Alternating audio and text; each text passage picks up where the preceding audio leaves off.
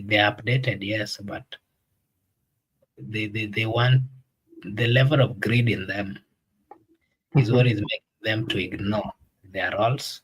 They know their roles because most of the time you see when they're given pressure, when they see people are going for demonstration, Yeah. they tend to come back to their minds.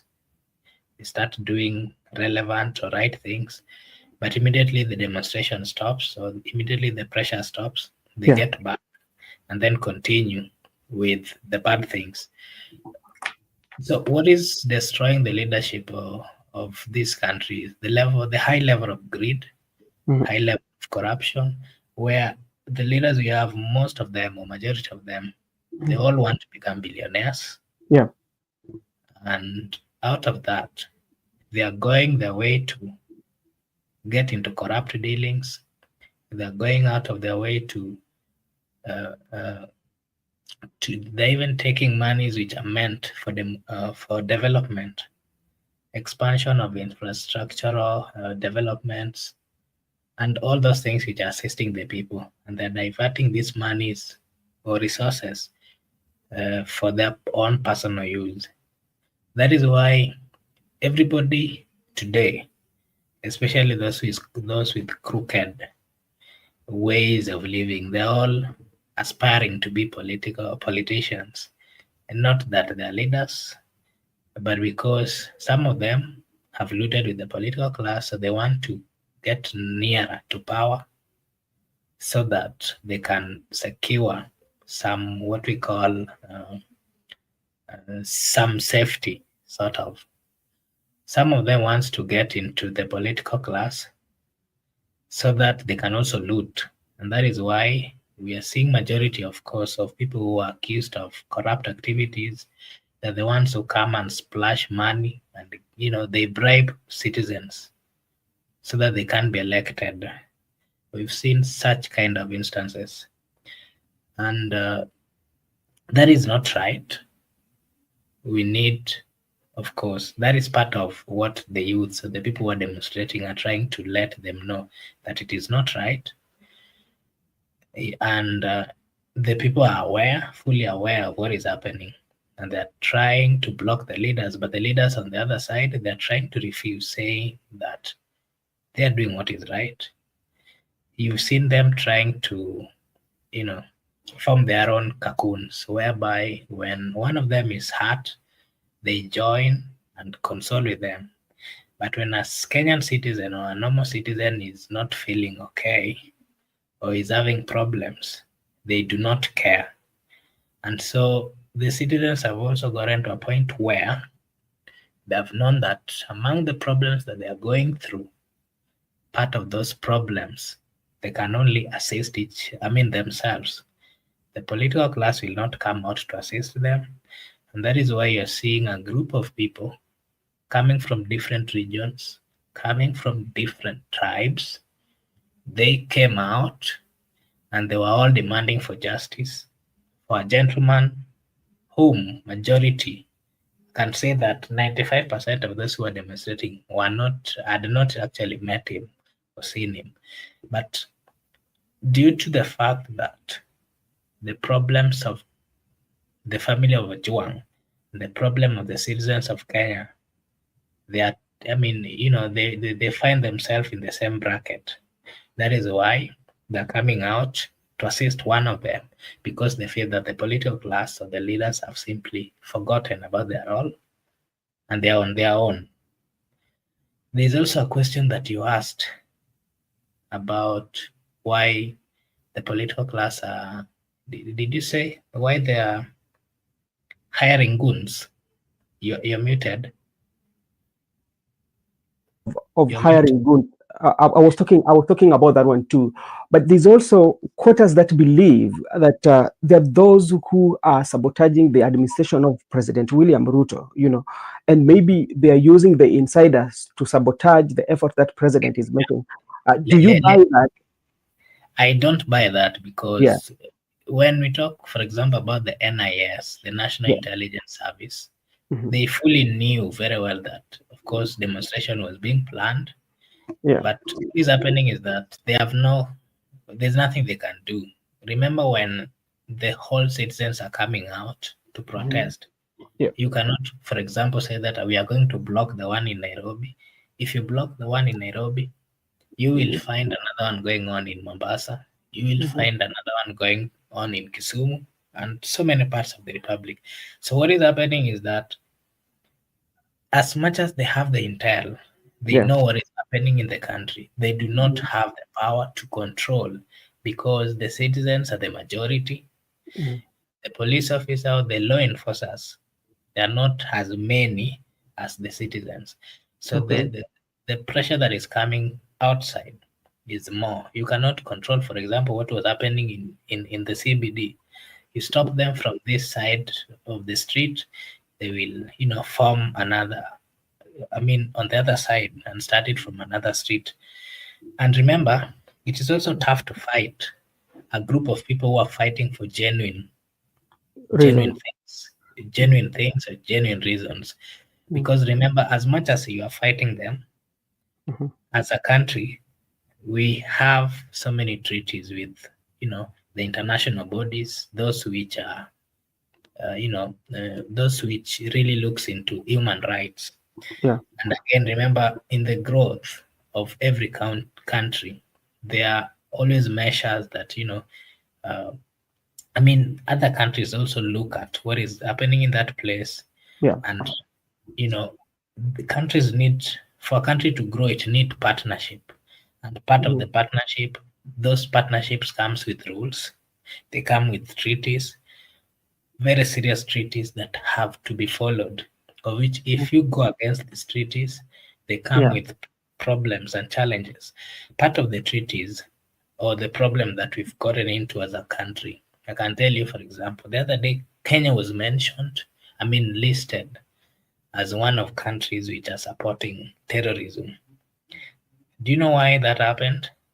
It Yeah. is because the The, allegation. the issue of Sudan. Yeah. Yeah. And that comes with problems and sanctions for the country.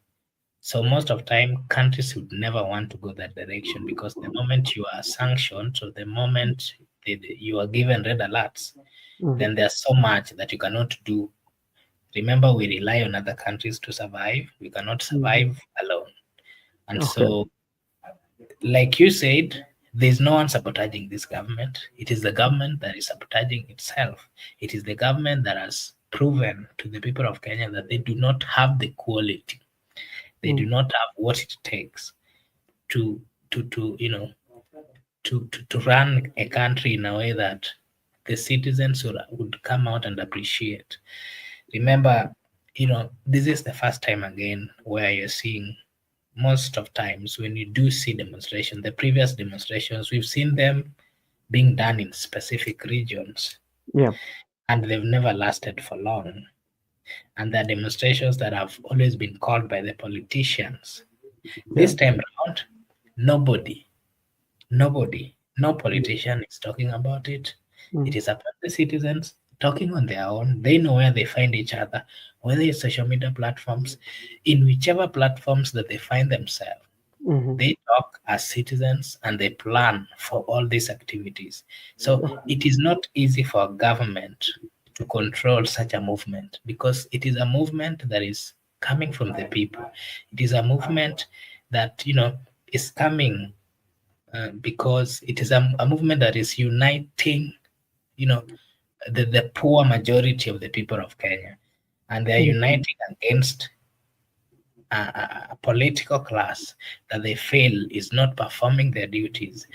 They're uniting against a political class that they feel is not respecting the Constitution. Part of what the Constitution talks about is respect of human rights, freedom of movement, freedom of speech, and these are leaders who swore. They carried this the Bible, Quran, they carried the Constitution and said that whatever is in this Constitution, matters of life, matters of basic rights of a human being, we shall ensure that they are upheld, that they are respected. But at this particular time, they are not. And that is why the genuine reasons from the people who are coming out to clarify that they are not happy with the leaders they have. It's and the good thing is that what is happening again is that the entire country is fully aware of the injustice that has been performed by this particular government. So there are many reasons that are making the people of Kenya to come out and to demonstrate. And they're coming out to demonstrate based on serious reasons which are out there, which can be seen by everyone. So it is not easy for government to stop them in whichever means. Okay, thank you so much. And we are joined here with our good friend Mzalendo, and Mzalendo also has a channel that usually do the same conversation that we are having, is Afrique 24. So if you find an opportunity, you can go to Afrique 24. I don't know whether Mzalendo you can share so it can run on the two channels. But like Mzalendo, we are having a conversation here because like everything that happens, we know that the president, the constitution has given. Yes. Just a minute. I don't know whether Mzalendo remembers me. Mzalendo, do you know this guy? I think he comes to my channel most of the time. So he at him at Mtembei. And that is where we met Brother Benson, if you can remember, from the many times that we were with him. Oh, okay. Nice to meet you. Nice to meet you guys. Now, Ben, you can bring me to speed. But good evening, everybody else who is watching. Brother Ben Media. My name is Mzalendo kama kawaida, and nice to be in this channel. Thank you so much. You know, we were just looking at the chronology, especially what has happened in the administration of President William Ruto, and especially what happened today with the demonstration. And we saw a young person that was shot at a close range. We are also seeing the goons that were walking freely within the CBD. And people are asking that this one stop with the president because he's the father of the nation. If something like this happens, everything, the buck stops with him. Do you agree with those thoughts or you disagree?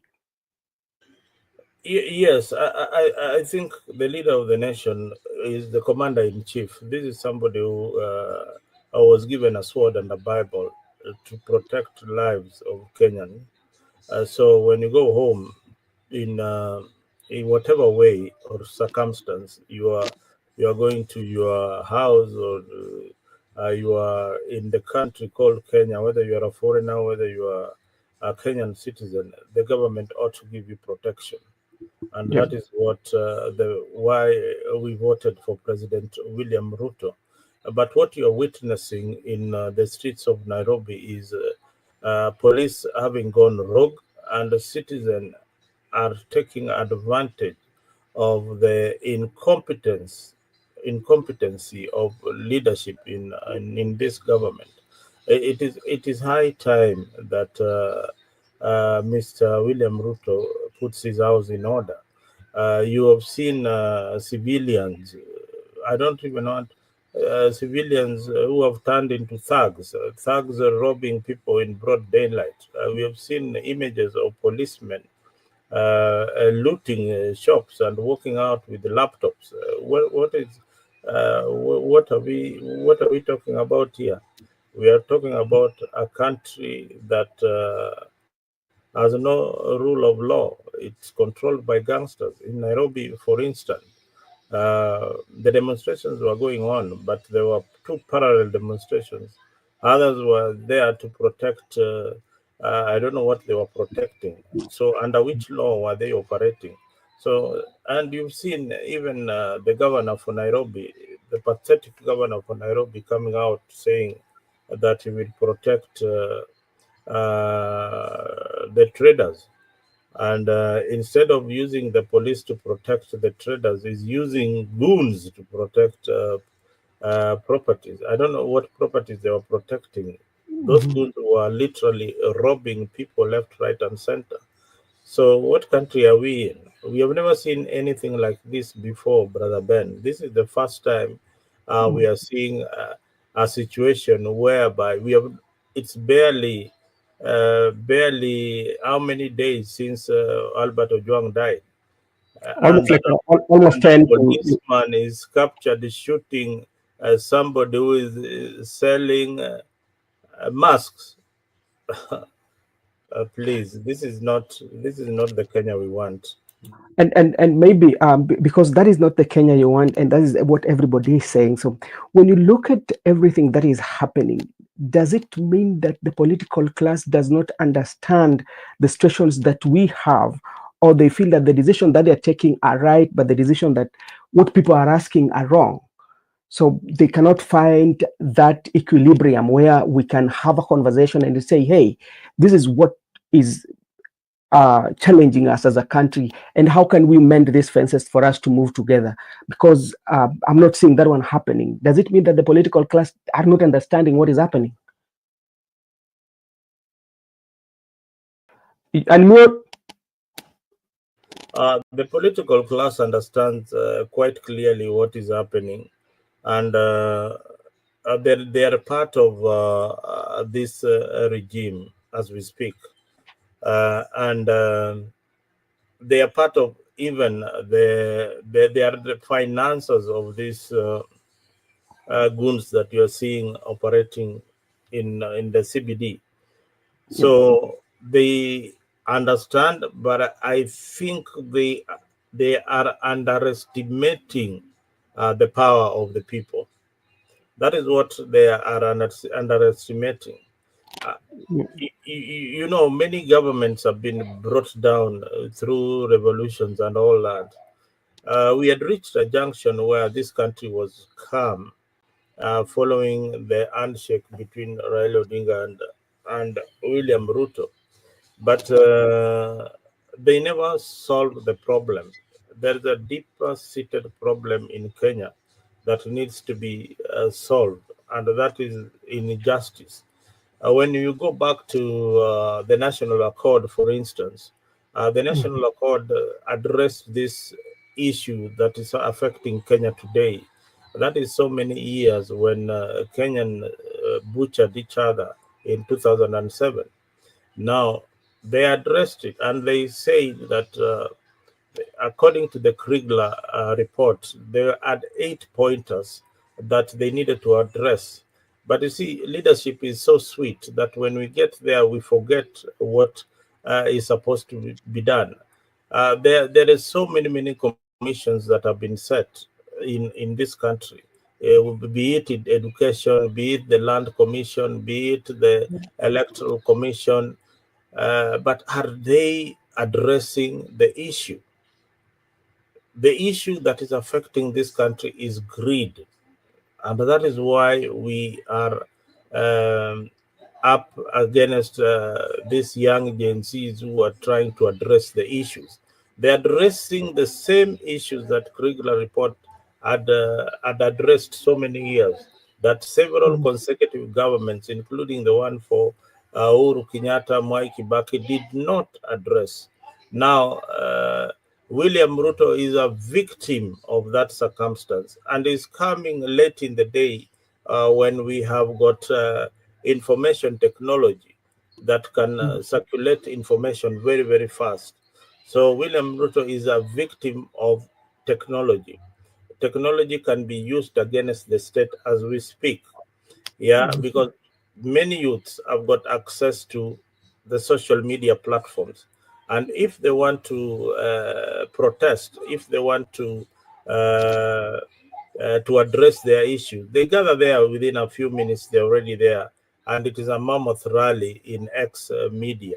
So when that rally happens in X, they're able to articulate their issues. They're able to point out what is happening in this government.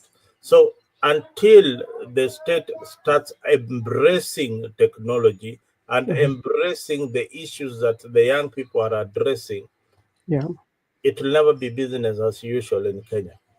Okay, before I engage Makubura, let me just engage you on an issue here that you've mentioned about that they thought, or like the president and the right honorable prime minister, maybe they had that view that if we have come together and have a handshake, we can stabilize, or we stabilize it for a moment. But now we are still seeing that one is going on. But now that one, now I bring you to the history, especially of handshake. It has always happened, and if you're very, very, very, very good in your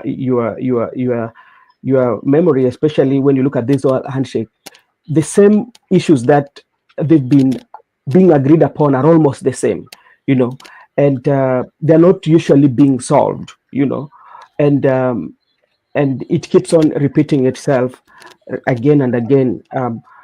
Does it mean that now we are now using the same tactics for the longest time, that now it has overstayed, or it has gotten misuse? Like somebody who has been taking a lot of, maybe you're taking a particular medicine, and now your body is immune to it, now it cannot work. So the system of maybe the handshake and talking about what we are going to do, it's not working, because now we are seeing, despite the handshake between him and the right honorable prime minister, we're just still seeing the uprising of young people still asking so many questions. One thing I want to say about this handshake is that one, did the handshake solve any problem? Yes, it solved an immediate conflict and probably calmed the people at that particular time. But did it solve the key issues of the problem why people were on the streets? No, it didn't. It only allowed the smooth running of government without addressing the key issue. So that is what the handshake solved. Now, should Raila Odinga walk out of the handshake, what will happen? The government of William Ruto collapses immediately. So that is the danger of what we are facing right now. So the government of William Ruto is in a place where it cannot disown the handshake, yeah, and they have to keep in check the ODM leader and make sure that they are all intact. So ODM simply replaced the Kikuyu community who have walked out of government. Now, is it a long-term solution? No, it is a solution that only lasts up to the election cycle. Now, the injustice and the ethnic divisions in the country still continue and are still persistent, despite the handshake. Do Kenyans look eye to eye like brothers and sisters? No, they are now.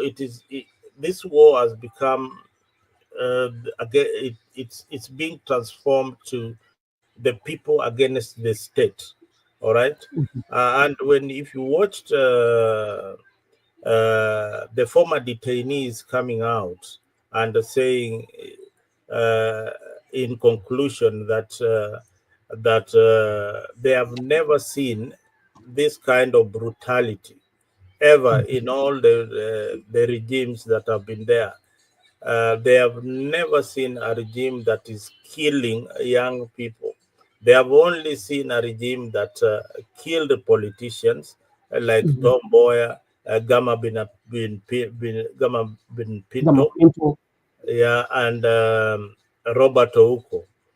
But never in the Kenyan society have we seen the demonstrators being shot and killed. Never in the presidencies that have been there have we seen young people being dragged from the village and being killed. So this is we've never even had people missing. People were being taken to Nyayo torture chambers, and they would be detained for years. if maybe that is the only solution, then let this government detain people without trial instead of killing them. If Balbert Ojuang was detained without trial, he would be still alive. The parents would not be mourning, and nobody would be probably in the streets, and it would not have been as bitter as it is today. You know, when you kill somebody's only son, no matter how much money you give them, they are never coming back again. Okay, Nick, Zalendo, just hold on. I will engage you because you've spoken of something that also is something that I want also to engage my brother, because you are alluding that right now the government of President William Ruto is surviving on the handshake, the power that may be a pillar of ODM, Makobura, and right now you are seeing there's that clear division in ODM.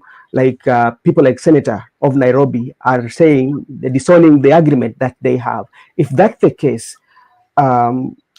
should that one worry the president? Because anytime, any day, that split can be seen, or like people can part ways in ODM. And how is that one going to leave his government? Okay, okay, thank you. First, you've talked about you've talked about I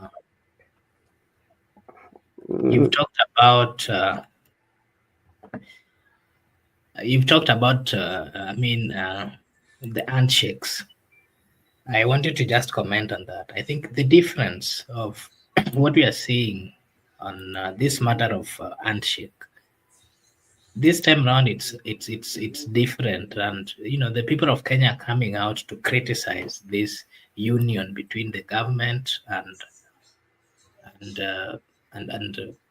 ODM, and the reason is very clear. You know, the people of Kenya, most of the time, they've always entertained,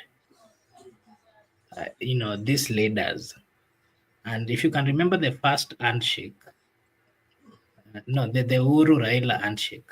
Yep. When we're coming together, you know, the people of Kenya were promised quite a number of things. But, you know, when they were now in this government of handshake, there's much that the people of Kenya really received in terms of service. And again, remember the then Deputy President William Samoei Ruto, he said clearly that these issues of handshake are the ones which are not making us, you know, to perform very well, to deliver for the people of Kenya, because according to him, the handshake, whenever you have the handshake, it gets you out of your agenda, and then you tend to be doing the agenda of someone who has just joined you.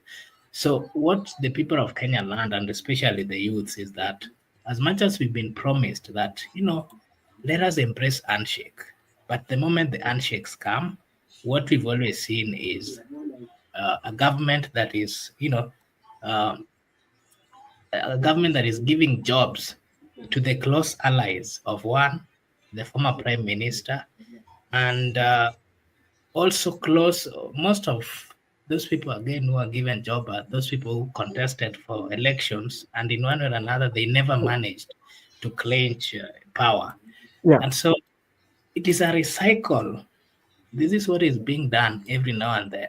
And so the people have gotten to a point where they're saying, well, you are telling us about the handshake. It is not benefiting us. The problems always been facing. You know, you come with handshake, the problems even become worse. You know, and again, the reason why it becomes worse is that ODM, normally when they are on the opposite side, they've always reminded the government of those things that they're supposed to do. They've always stood with, you know, on matters fighting justice. I mean, fighting for the justice of, you know, the people of Kenya. But the moment they join the government, that then stops. So you find that the people of Kenya gets to a point where life now becomes too tough.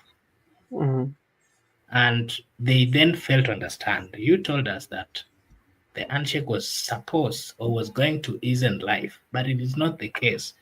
And so the youths have been resistant on that, and they're saying we no longer care whether the handshakes are coming or not because it makes our lives more difficult.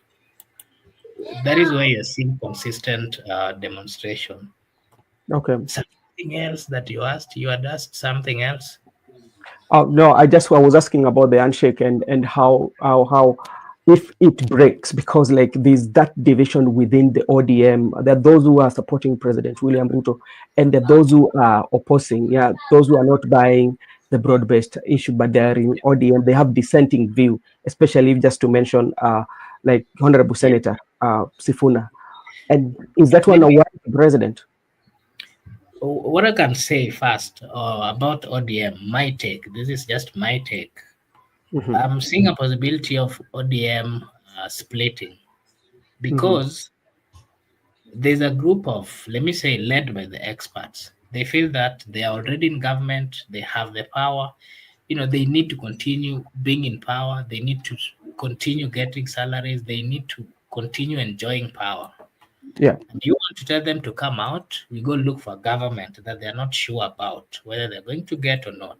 So them they're contented and they want to maintain being cabinet secretaries, being experts. They are supporting that government. And of course, they are close allies. With their close allies, there's a group of leaders who are also saying it is right. Let us maintain.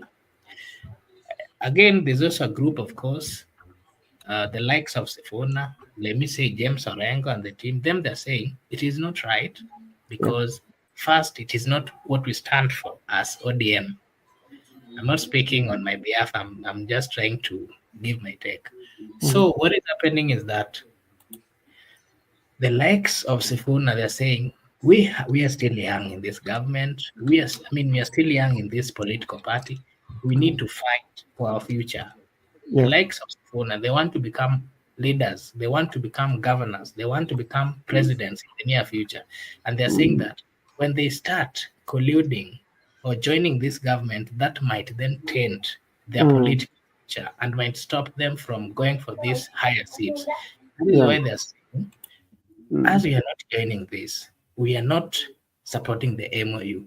We are not, we are not supporting every bad thing, so whether good or bad, which is happening in this particular government. And so that is why we are seeing consistent resistance from the likes of Senator Sifuna. And that, of course, clearly tells you that they are going to maintain being on the other side. The experts will then maintain being on the other side. So we are going to have two factions within ODM because of the difference in political views and also political stance. That, of course, is going to affect the government because the current government is being supported by ODM. If ODM was not in that MOU, I can tell you, Brother Ben, that there's a possibility that even the youths, and of course, together with the opposition, if suppose ODM was in opposition, they would have really done something bad for this government. And that is why you're seeing the president is very protective of Raila Amolo Odinga. He's protective of anything that is done within the political base of ODM because he does not want to lose that base. He knows very well that he's surviving. Even him still having peace in this government is because of the presence of ODM. But now let's say for an instance, if to say that the ODM agrees and agree with the president and say that, okay, now this is what we are going to do. Let's work on this. And even if the assignment that they made, the 10-point agenda, but you still find that one of them was being the extrajudicial killing, but that is what we are saying. Have they honored it to honor,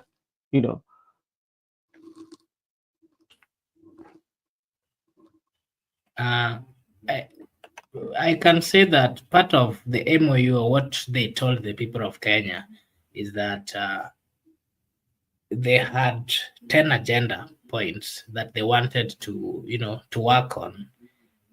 But I can say most of the agendas, I think part of it was issues of matters of youth And what they talked about then was that matters that, when the ODM joined this government, there were consistent killings, there were consistent abductions. And part of what they told us, and Sifuna specifically told us, that they said that matters of judicial, abductions and killings are going to stop. But the truth of the matter is that it has not stopped. And that clearly tells you that part of the agenda that was signed, it has not been executed. It has not been respected by the government, and partly they've not followed it.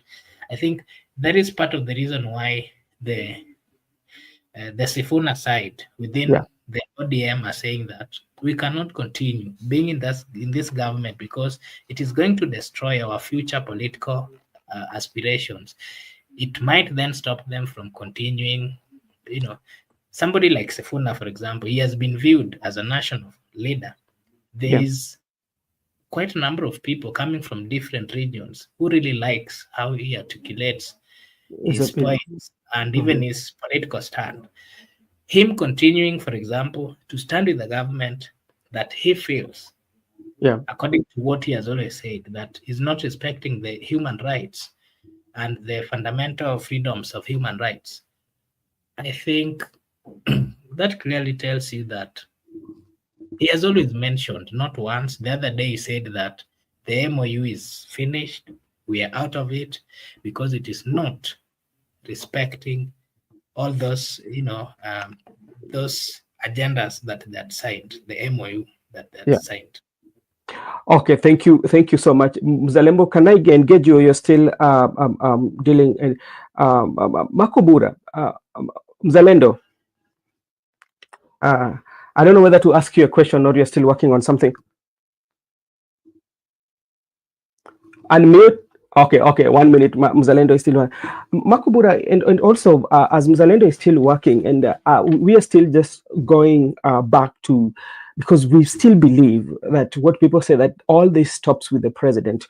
When you look at President William Ruto, especially during the campaigns, and the promises he gave to people, and he was on 5 the pillars that he really touched, especially one, and this one we've spoken about, especially we are talking about the churches.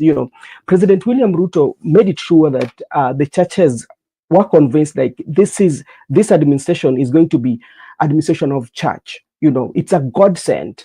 But now when you look at what is happening, especially, and you compare it to what Christianhood calls us to do and what to do, how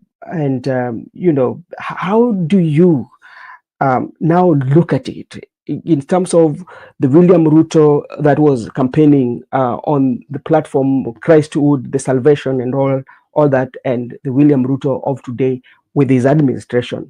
And this is Brother Benson again, before Makobura, before you answer. Anybody who is new in this channel, you can subscribe so that when we're having a conversations like this, especially, you can be part of it by commenting and sharing, so that you can also be part of the conversation. So when you look at that pillar, especially the church, the Christian, the salvation, and all that, do you feel like you still hold it? Allow me to equate it to, I don't know whether you've heard, I don't know whether I'm quite sure you understand the word, what it means, what this word con, what con people do. If you've ever lived in Kenya, most of the time we do interact with them. They do make calls and they tell you that, for example, they are calling from certain institution and that, matters of money. Sometimes you'll find yourself falling for their tricks. Most of the times they will come up with,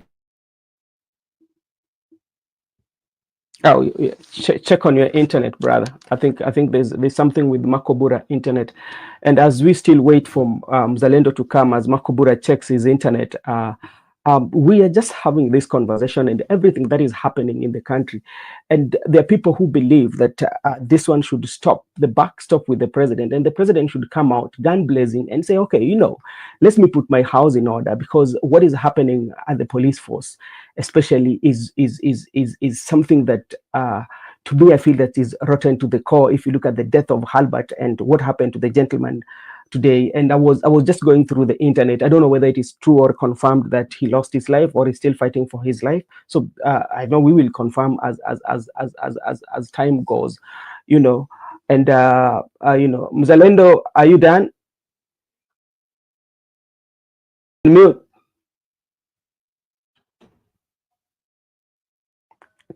Kindly unmute, Mr. Mzalendo.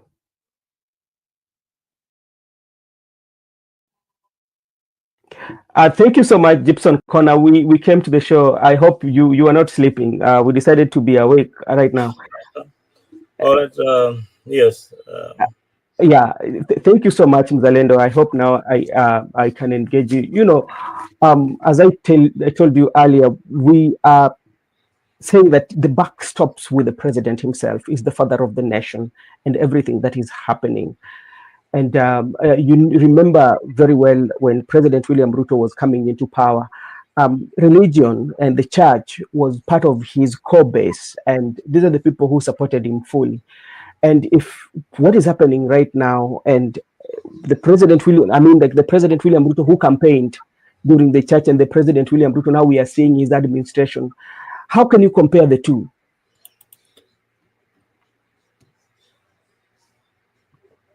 How come I'm losing your voice? Did you lose my voice? Oh, yeah, you're back now. Yeah.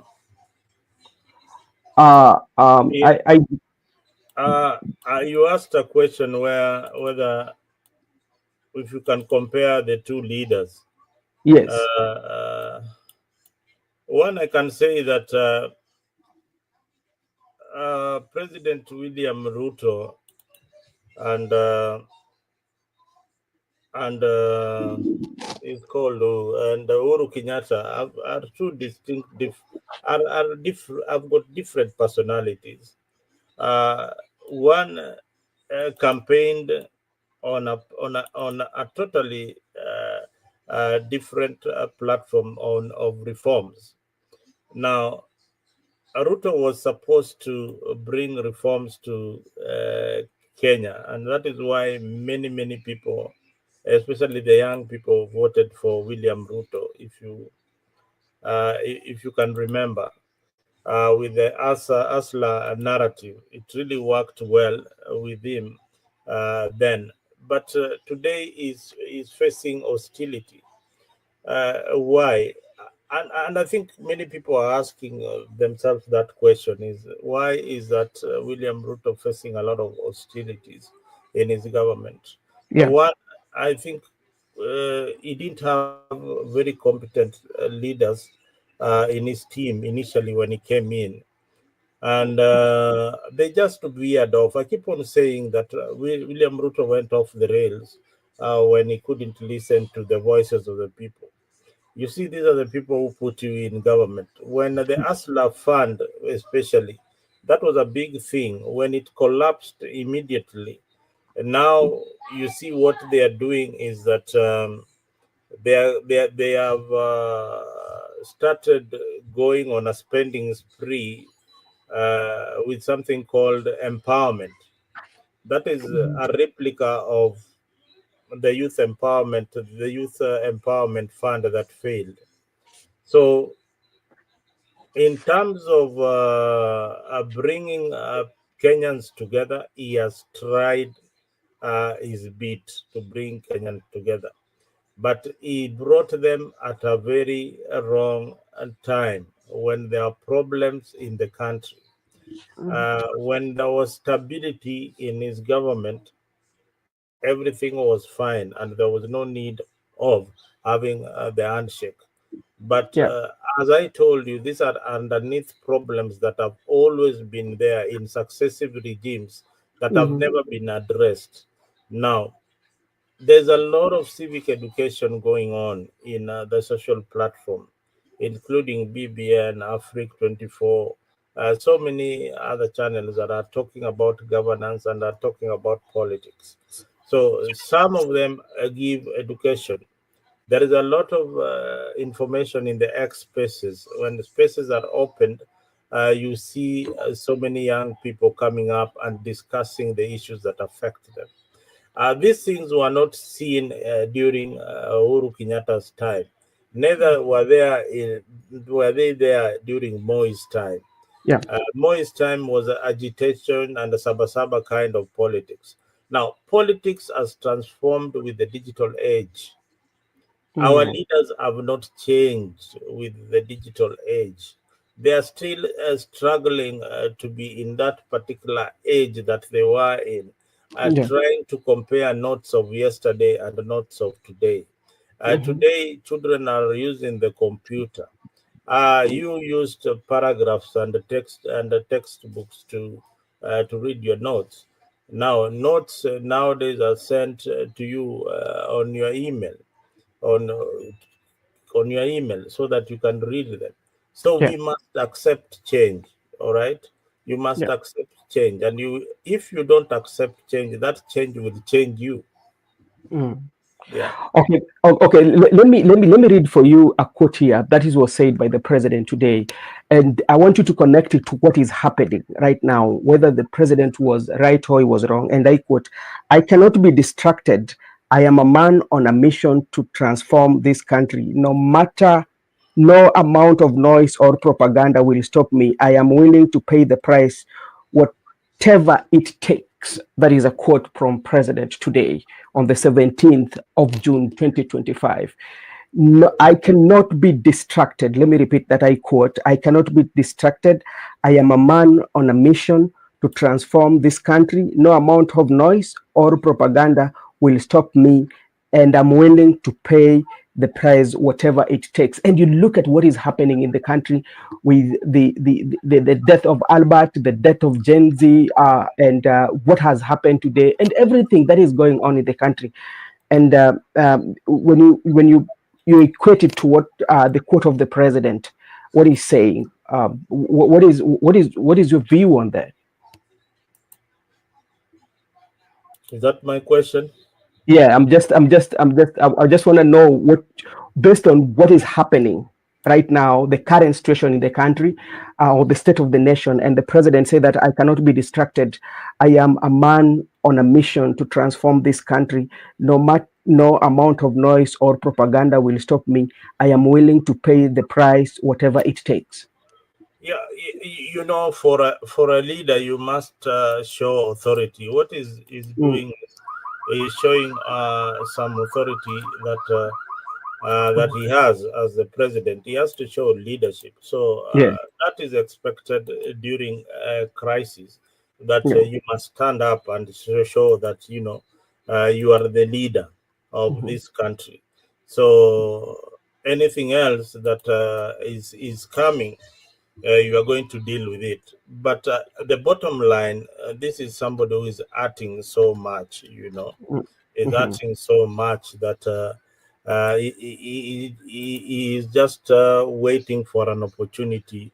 mhm. Maybe when he gets out of power, to vent and tell you, hey, mazee, Wakenya mulinipeleka mbio sana. Uh, Yeah. So I, for me, I expect him to do. I expect leaders to talk like that, talk boldly, uh, to give surety to his supporters that things are just fine. okay. Musidhani hizi ni kelele tu. Okay. Okay.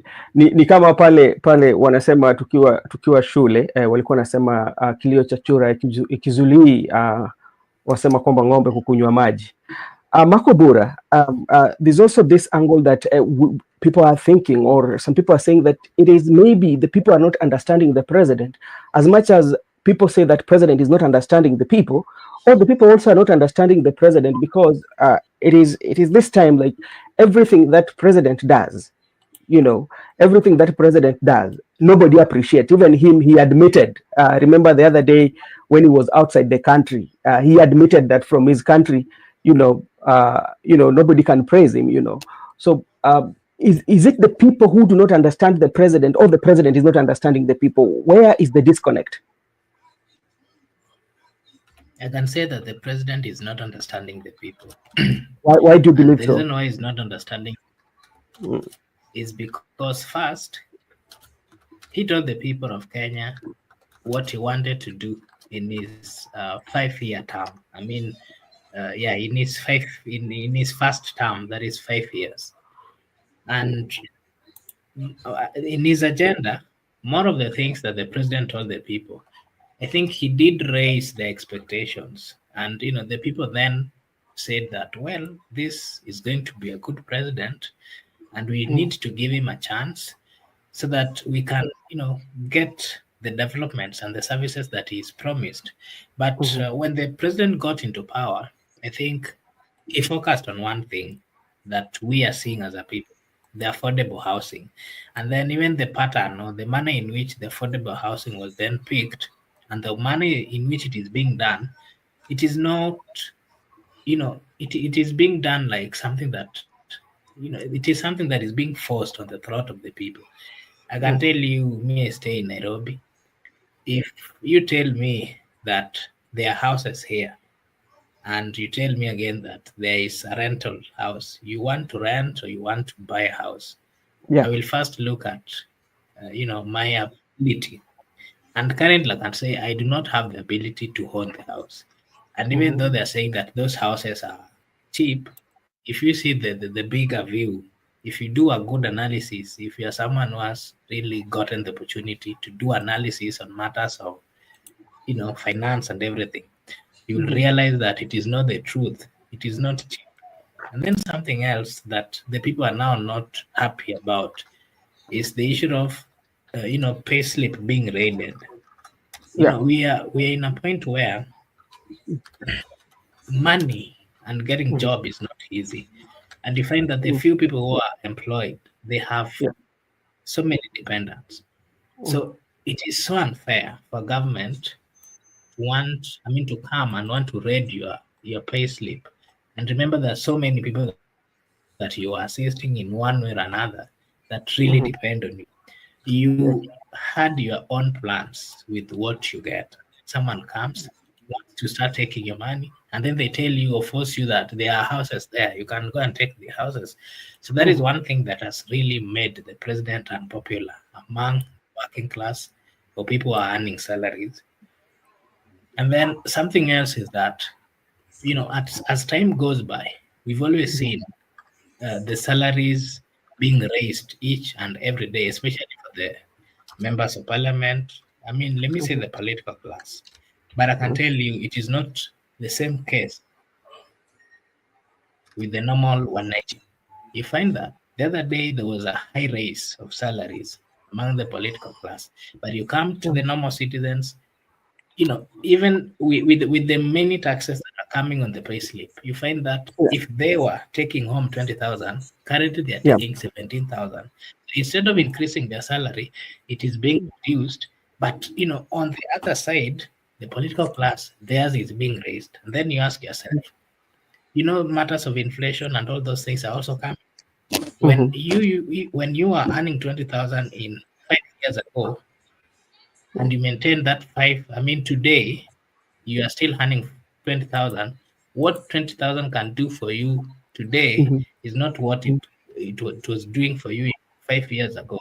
So they're not looking into these matters, and it is a challenge to the citizens.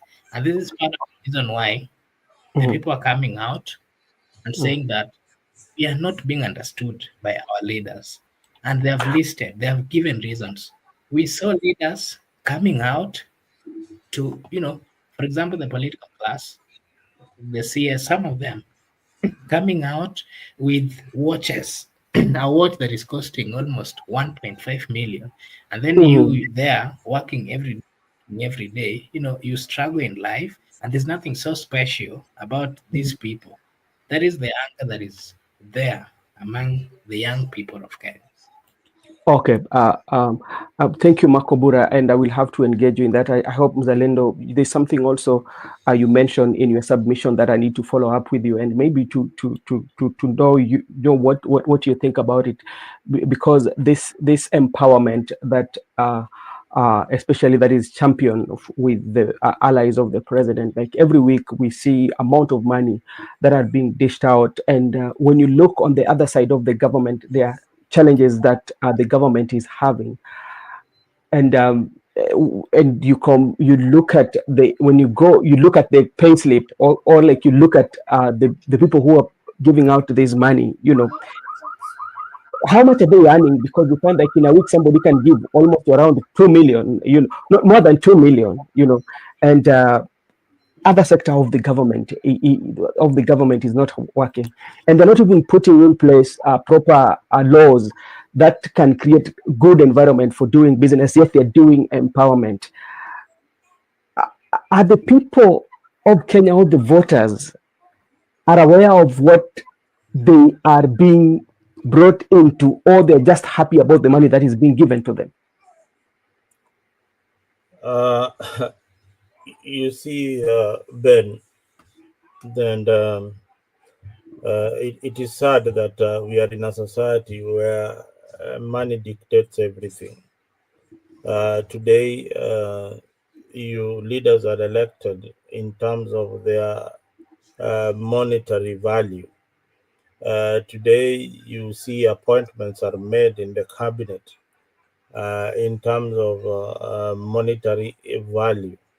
If you look at the worth of the cabinet of William Ruto is nearly 3/4 of the GDP of this country, approximately. So this country it's about what you can give to get into leadership. Now we have equated even development and the money given to us as a privilege and not a right. So citizens don't actually know when a leader is using their own money or is using the CDF money to dish out. These Arambes were banned and they are illegal according to our constitution. You have to know that Arambes are illegal according to the constitution of Kenya. But the government keeps on breaking the same laws that these leaders enacted in parliament. Yeah, they drafted those bills in parliament, and the president was part of that team.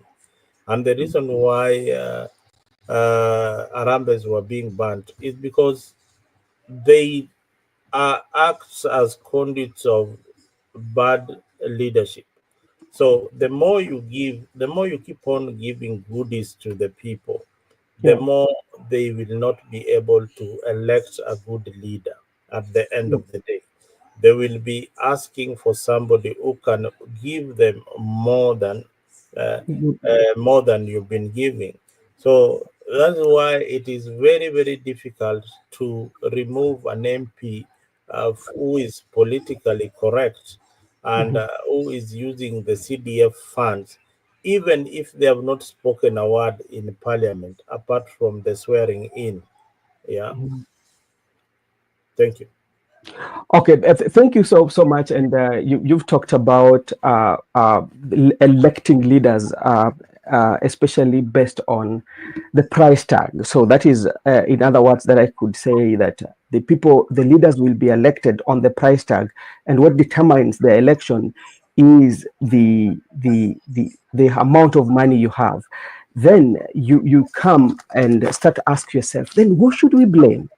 Especially now that every problems that we are having in our constituency, every problem that we are having in our wards, every problems that we are having even with the executive, it's a choice that we made by ourselves to vote in the ballot box, because what you vote in the ballot box is what you get. So how can we learn as a people or as voters and see that we are not going to elect somebody based on the price tag, but on the policies or on the somebody who understands what we are going through or what should be done for us? How can we, as the voters, now let's forget about the leaders, now let's talk about the voters themselves. How can we reach that point whereby we say the decision that we are making, it is not based on the price tag, but based on the real issues, somebody that whom we trust, that will assist us to overcome the challenges that we are going through, or bring in good legislation that create good environment for us to live? How can we, the voters? Mzalendo? I feel what the voters should do is, first of all, understand the constitution, and then understand what the leaders ought to be doing Yeah. when it comes to leadership. There is a clear guide on what your MCA, what your a member of parliament, and what your governor should do, and what oversight role all these people need to play. For example, in parliament, they need to oversight the executive, meaning they need to oversight the presidency. Now, the current parliament, are they able to oversight the presidency? The answer is no, they cannot, because they are all in this rubbish called broad-based government. So, at the county level, can you oversight a governor that you are in the same political party and is probably your party chairman or party leader? The answer is no, because she or he is the one who's going to give you the ticket next time. So where does this leave the common man?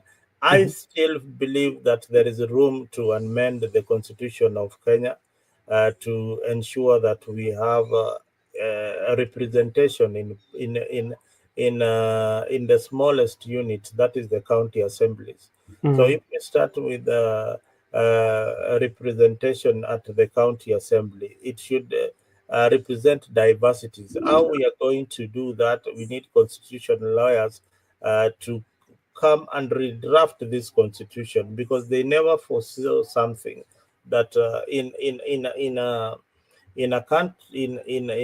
a county where it is politically dominated by one political party, then the minority in that party, in that region, are not represented.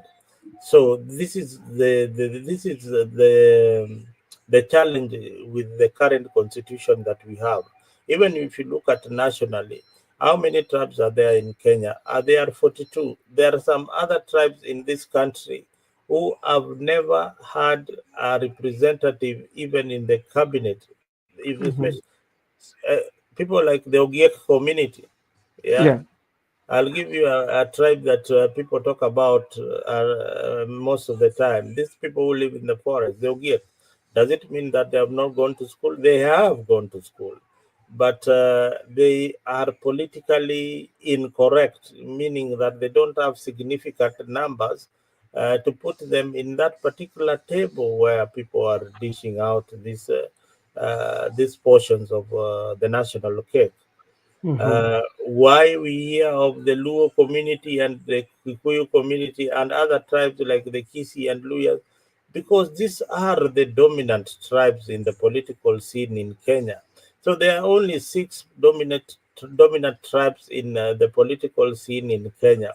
And where are the rest of Kenyans? Where are the rest of Kenya? These are the questions that we need to ask. Is this constitution working for all of us, or is working for a few selected individuals? So once we address this pertinent issue, then I believe any successive government, including the government of President William Ruto, which has got 2 more years, can do something about it. Can do something. Look at the National Cohesion and Cohesion Commission. This is a commission that ought to bring people together. But are they doing their job? They are not doing their job. They are not doing their job. So there are some institutions that have let down the president of the Republic of Kenya. One of them is that one. The National Police Service is another one. The shooting of today of that particular Oka, there is a serious case going on in court of involving the police. Then this policeman, an idiot, comes and pulls a trigger and shoots some hawker. But Zalendo, and that's the question whereby people are asking that all this, because at the end of the day, the history will judge the administration of President William Ruto, because you are the president when all this were happening, and which means he has the supervisory role. The constitution give him the power to have the supervisory role, especially in the police. Why can't you crack the whip? Because remember, when Hillary Mutyambai, I think he resigned, Job Kinoti resigned, and But, now but look here, this guy has just cracked the whip and relegated his deputy, somebody he appointed, somebody from his tribe. He's just done that. Then there is this guy who has not even seen that. He goes about and shoots some innocent Oka somewhere. but like the people who are the people who feel that he should do more.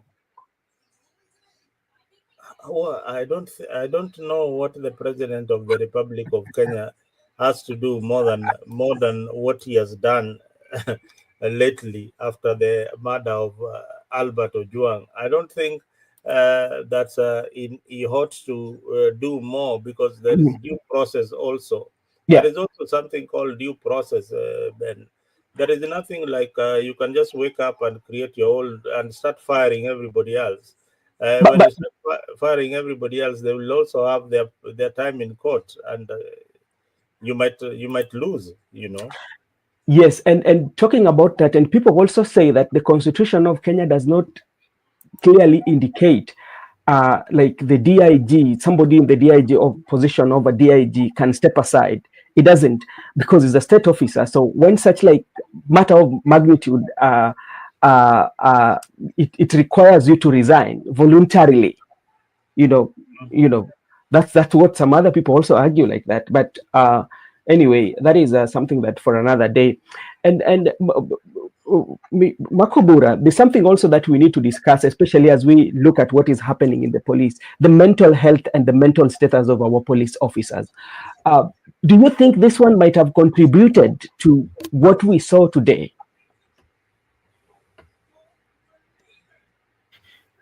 Okay, just like I'd said in the previous session that we had, I have had the opportunity to work in a financial institution, specifically a bank. And I can tell you, most of times we had the opportunity to visit the stations, police stations, and of course, a matter of loan. As much as they were willing, they really wanted the loan. I can tell you that the amount of money that the police officers get and the responsibility that they have, it cannot sustain them. Mm-hmm. I could see some of them, they are coming, telling that I want it, kindly help me process it, I need it. But you cannot do it, because of course there is the third rule that you have to follow. And that clearly tells you that the amount of money that the police officers get is not enough for them. It is too small, I can say so, for the work that they are doing. Yeah. And that is partly, I think that is what really explains the reason why we are having a high corruption, in the police force, because the money that they get cannot really sustain them. And so they tend to do other things which is actually contrary to the law, just to allow them to afford their basic daily needs. And their mental problem is an issue. I think that is one thing that we need to really look into as a people, because the mental state of an individual can really dictate their next move. And in many cases, we've always seen that police officers have been some of them have been killing their spouses, their children. You've seen those news so many times.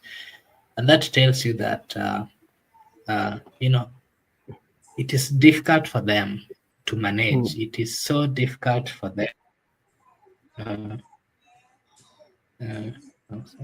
Okay, sawa. Sijui Kiswahili yangu ni chache lakini. Yeah, so it is not easy. That is one thing that we need to look at. As much as we've seen the police, quite a number of police officers have gone out of the have not respected what the law says, Mm. we also need to give them time and to partly understand that being Mhm. that the role they're playing, it is not an easy role. It Mm. requires someone with a very stable mental mind. Yeah. And I think part of that should be addressed by the government and also by the people who are tasked with ensuring that they have what it takes before they Yeah. get into this interaction with the public, because Mm. remember, the people, the normal citizens, as we do not really know, there are so many people who do not really know unless you interact with them deeply. Yeah. That is when you'll get to understand. Majority of them are going through a lot of stress, a lot of Mhm. mental torture, a lot of mental instability that I think Mm. should also be addressed. If it is not addressed, we will still Yeah. see them coming out to even shoot Mm. when we don't expect. So I think Okay. it's something that we need to do. We look at. Mzalendo, what do you think about the mental status of our police, especially our men and women in uniform? And could this one be one of those triggers? Um, First of all, the police live in very terrible conditions, inhumane conditions. If our legislators were allowed just to stay in one of those police camps for a night, they would understand why these people need some more understanding. And again, uh, police officers need to go for refresher training each and every time, Mhm. because that way they can be able to equip themselves with modern technology and modern ways of dealing with things like riots.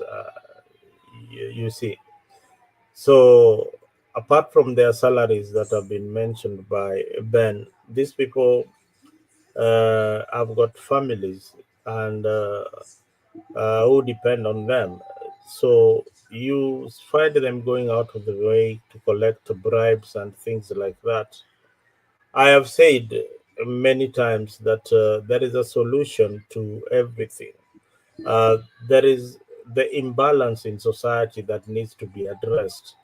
Uh, a police officer is driving a member of parliament who is earning about 1 million shillings, and the officer is earning about 25K or 20,000, and he drives this member of parliament home, and sometimes they are the ones who perform the transactions in banks and all that.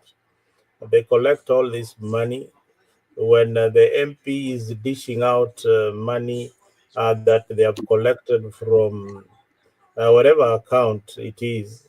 It goes through their PAs, who are normally some officers from the forces.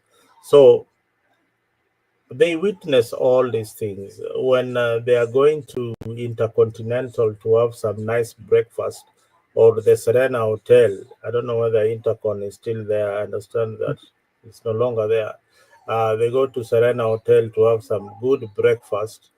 Uh, these officers has to walk up to a kibanda somewhere around Serena, kunywa uji yake moto na kachapati, then come back when the Mm.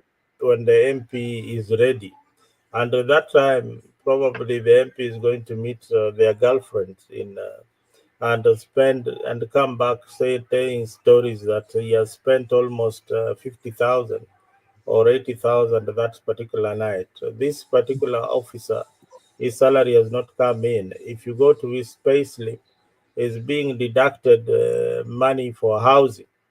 Is Mhm. also being deducted SHA. That cuts across many civil servants today. Their pay slips are being deducted a lot of money on services that they will not use. For Mm. example, you have a private insurance that you are paying for through your company, but the government is telling you it's mandatory that you also pay for SHA. Sure. So these are some things that they need to look at ways of addressing them, because once you lose the mandate from the working class, then you lose the mandate from uh, the unemployed majority in Kenya. Then I think it's time for you to reflect what you need to do. Yeah, Mzalendo, I agree with you, and I think when it comes to the issue of especially the insurance that is being offered by the state, or people can get their private insurance, I think it is high time that we came to our senses and look at it in a broader perspective, because I mean, in the developed world, especially when it comes to buying insurance, there's that the insurance that is universal. You can get it from the government and you buy it at a cheaper cost. And also you can have an opportunity to purchase your own insurance. But when you look at especially what you've talked about, there's what we call double transaction. So let's say, like, for instance, you're paying 200 shillings on your payslip for your private insurance, yes? Yeah. Then again, your government also is taking away another 200 shillings for the SHA. I mean, for example, that is like 400, But now, so which means you're paying it double, and that is also something also that come with the house levy. As always, I've insisted and said that house levy, I mean, like the affordable housing, is a very noble idea, but the way it is implemented, it doesn't make sense. Because one, the question that I usually raise with the house levy is one: if you're deducting me for a house levy, which is building a house, and the same time I will have to buy that house again.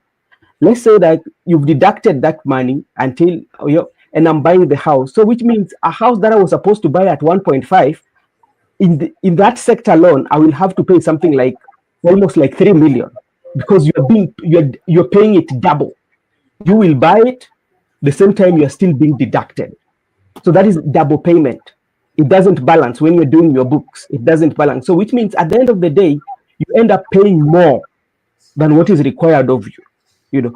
If you are deducted, especially, it acts like a mortgage. So which means you should get the ownership of that plot, of that house, immediately you are done with buying or contributing the open market value of that property. They should start deducting you on when you're looking at it in broader perspective. That's how I'm understanding it. I might be wrong in how I'm understanding it. Makubura, what do you think?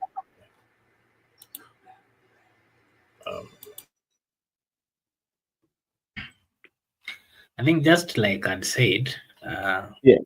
there are some, for example, on the issue of insurance, I think we're in a country where people have different options. People earn different amount of monies. People have different preferences. And I think all these things, the government gets the taxes out of it. I don't think it is good to force, people to be doing something that they really don't want to do. And that is why even there are so many Kenyans who have gone to court, for example, on this matter of housing.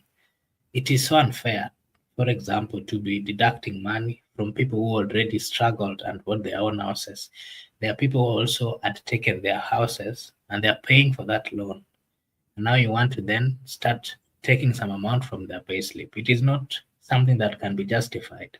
I think people need to be given several options so that they have options on what they think is good for them.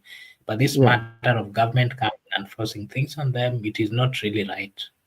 And again, even the issue of housing, for example, the issue of housing that the president, I mean, this government has really measured on. I think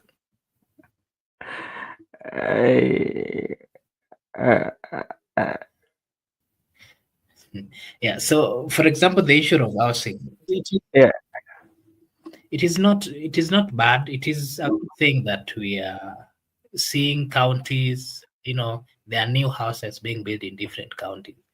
Yes, but why must you take money from the people? There are so many ways that the government can get that money.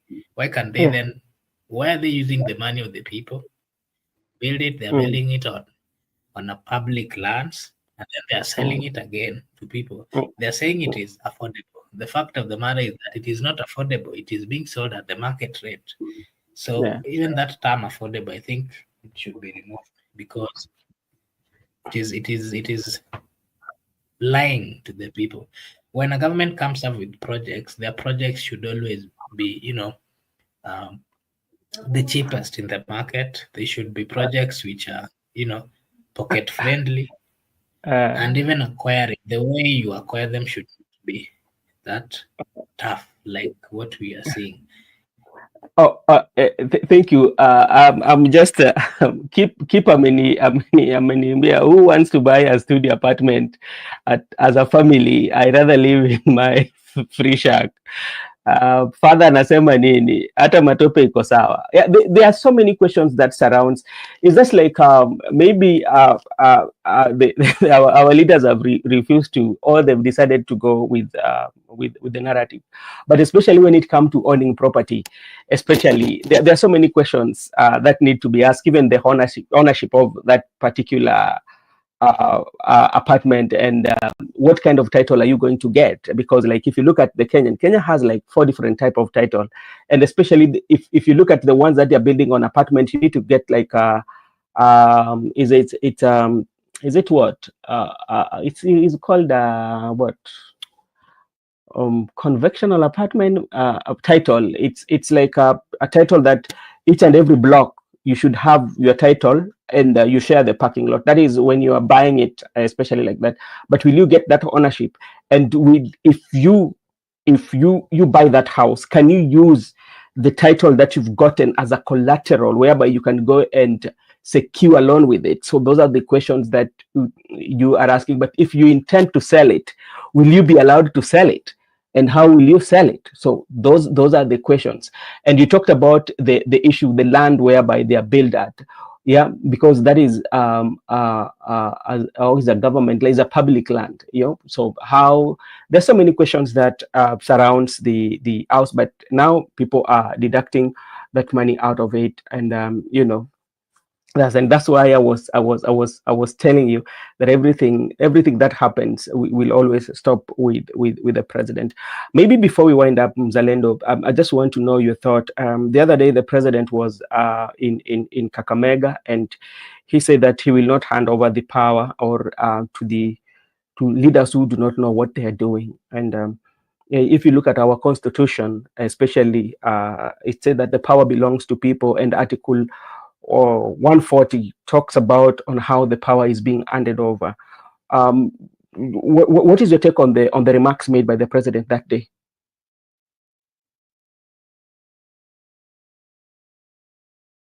Unmute, brother.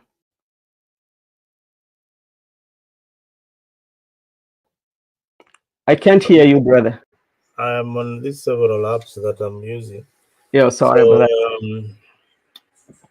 Power actually belongs to the people, and it does not belong to the president.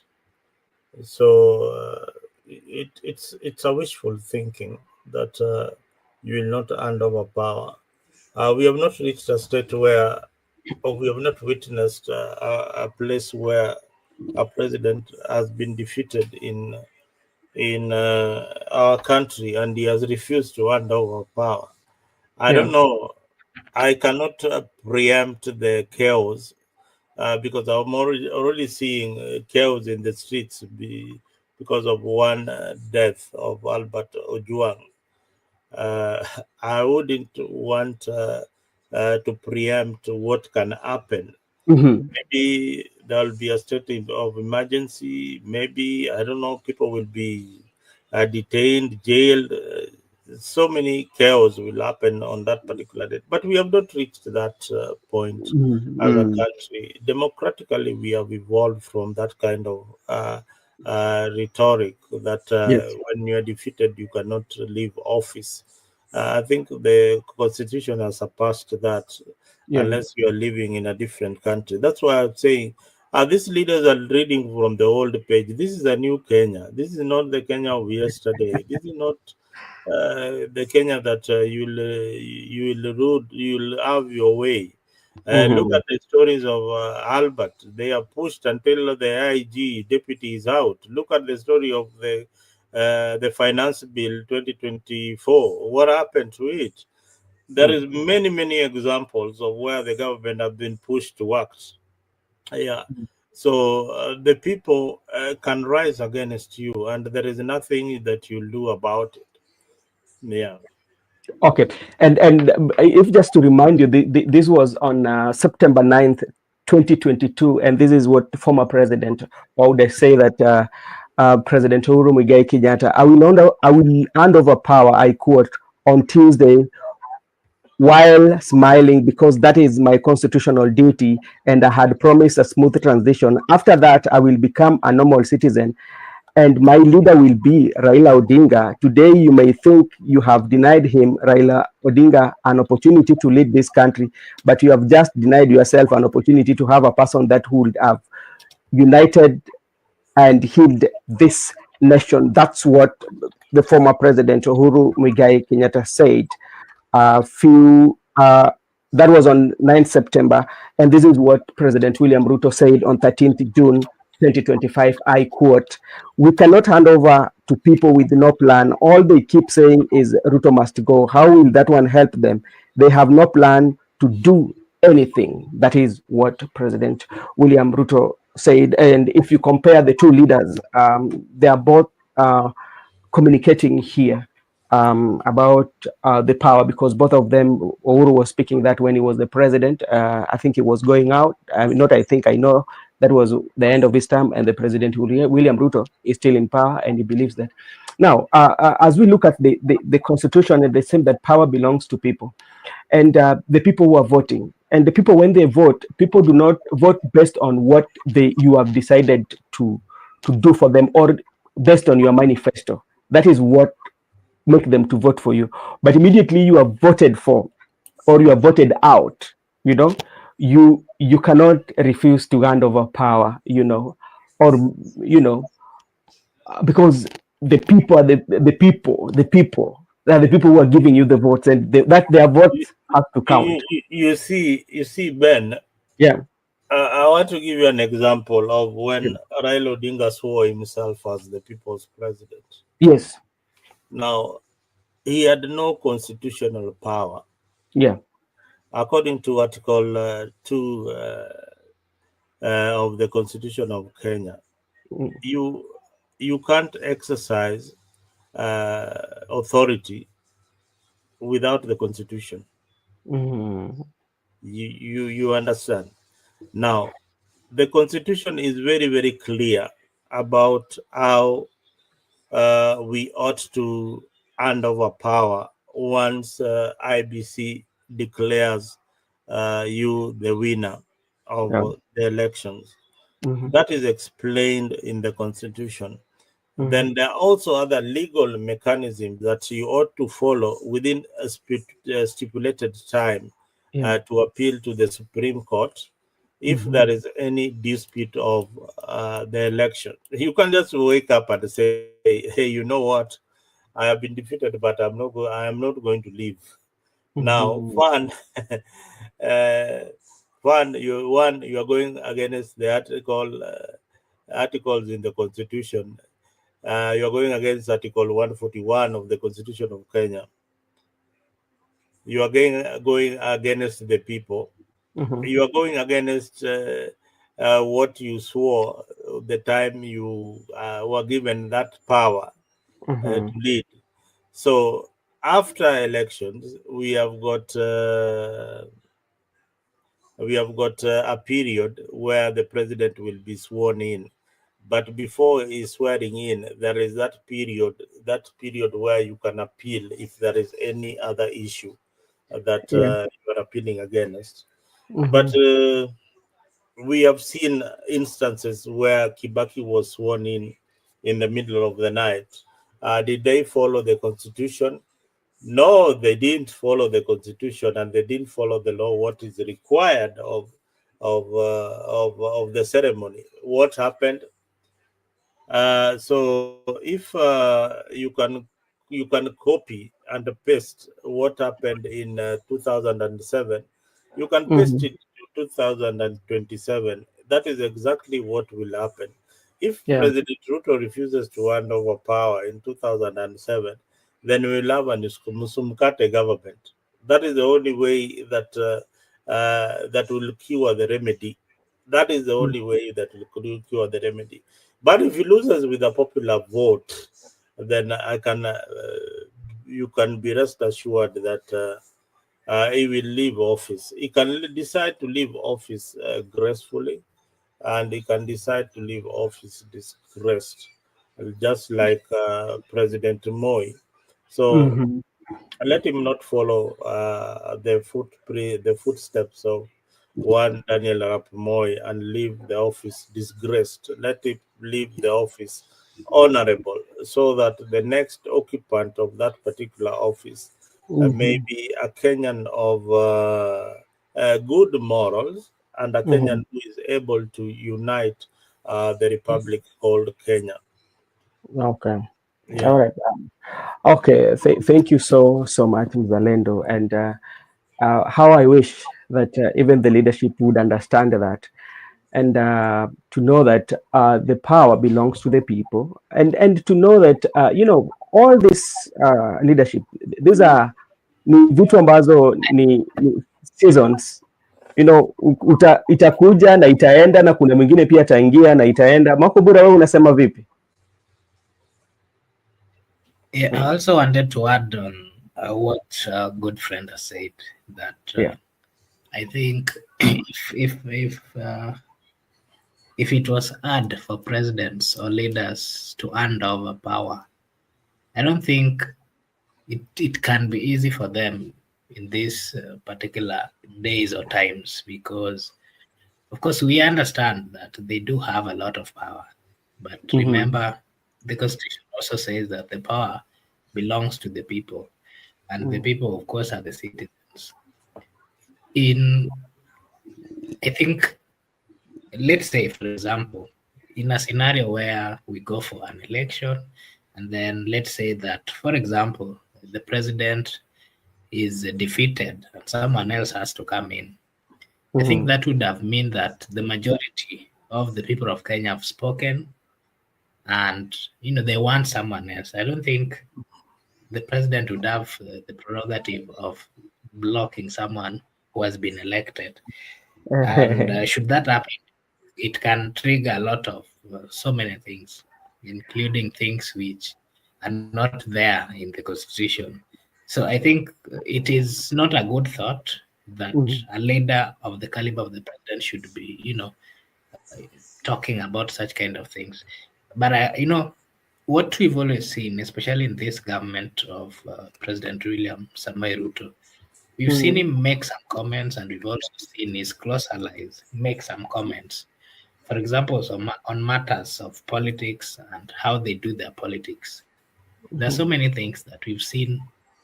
They start by the junior members of parliament or close allies, the likes of Honorable Sudi. They make some statements, and then later on, you realize that it was. Mm-hmm. Then later on, you find that Mm. they concluded. So Yeah. in this particular, I think we need to talk about it as a people of Kenya and what Mm. it can take, because we've had leaders talk about it, we've had Sudi talk about it, we've had Cherargei talk about it. We've seen close allies of the president comment on this particular matter. Mm. And in politics, if you see some leaders coming out to speak about something, then it is something that they've spoken about, they've talked about, they want to test the waters, and there's a possibility of them coming to execute. It should worry us. Somehow speak about it, yes. But again, we have a constitution. Let us be people who abide and follow the constitution as it is. Because going against the constitution would mean something else. That, of course, you go against the will of the people, they will also go against your will, or they will also try to fight to ensure that their wills are granted to them. Yeah, that is my take on that. Oh, okay. Thank you so much. And does it worry you, especially if you mention, especially those who are allied to president, are making comments that are that election in nature, and now you come and hear the president also? Does it give you any worry?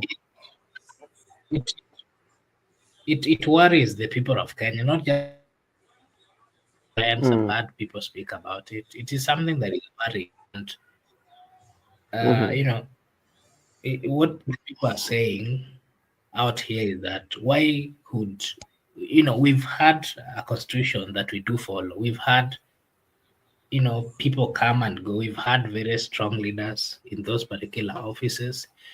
And whether members of parliament, governors, we've had the president. For example, what happened in the last election? The former president had his candidate, Raila Amolo Odinga.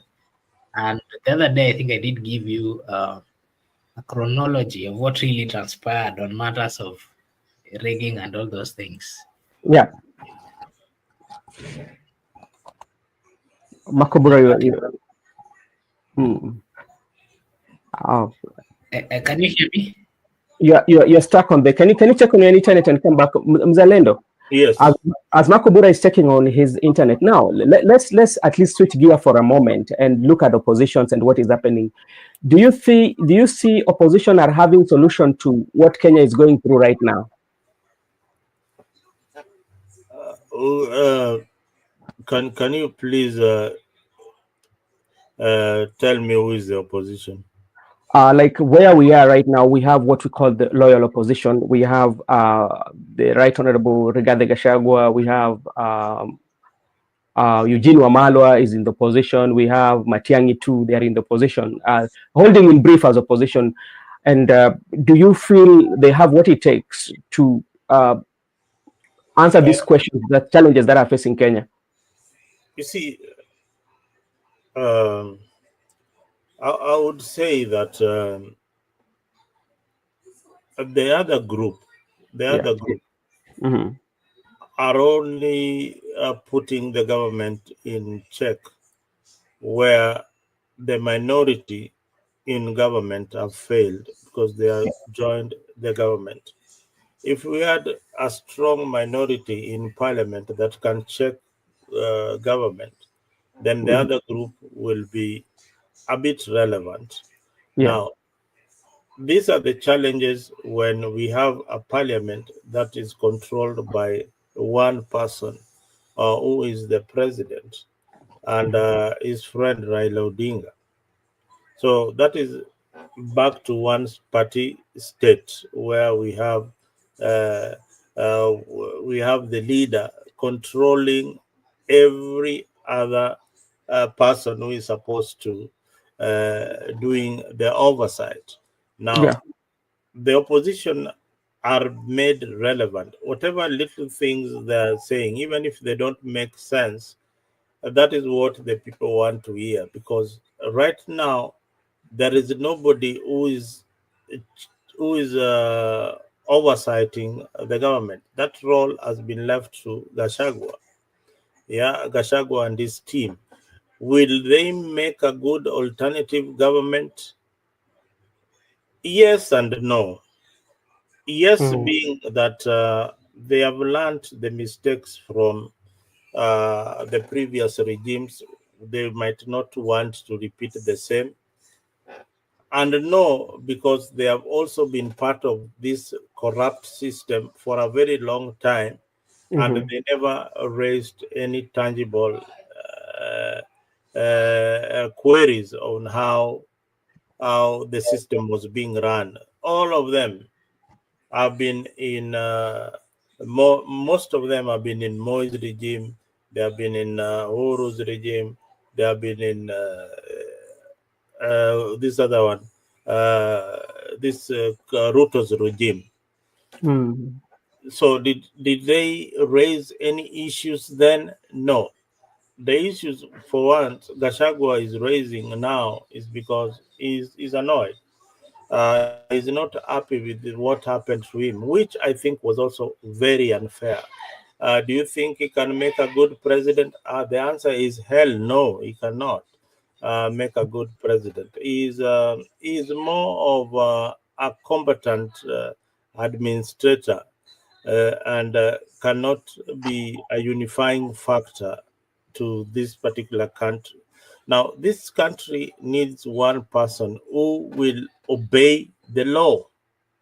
So, if you look in that group, is there anybody who can obey the law? Yes, there is one person who can obey the law there, and he has been tested before. Somebody like Maraga, he can obey the law. He can obey the law. Will he ensure that institutions are independent? Yes, he will ensure that institutions are independent. Yes. Will people be? Yes, he will follow the law to elect people on merit and not people from his community. The way we have seen Rigiji and uh, and William Ruto doing. So this kind, if you wanted to know what this government is all about, look at their first 100 days in office, then you'll know who they were. You'll know who Gargadi Gachagua was, you'll know who William Ruto was. After 100 days in office, maybe their bad manners, William Ruto's bad manners of tribalism changed a bit because of the pressure. We are now seeing a few laws into government and things like that. But is that good enough? No, these are reactional tendencies. You are reacting to a situation to come another particular situation. Well, there is a storm brewing in the Republic of Kenya. So that storm, once it comes out, it will sweep every other person out. And that is the sad reality. We might be comfortable now and enjoying what we call development, but we also have to think about why. There is also the whys. Why William Ruto, despite him launching so many projects in so many counties and trying to solve the problems that Kenyan people are having. One, I think there is a lot. He has been let down by so many other people in his team. His communication team has always been pathetic. They have not articulated everything that is doing properly. That is why everything else is directed to him. I give example of Alfred Mutua. Alfred Mutua, when he was in government, despite Kibaki being incapacitated and not functioning, yeah, at one point he had a stroke. Then he had a team that was leading the country, a competent civil servants who knew how to run government. So they ran the government on behalf of Mwai Kibaki and did not realize the problem that the government was facing then. So this particular president does not have that team that can, should he be absent. Can you imagine, for example, let me give you an example.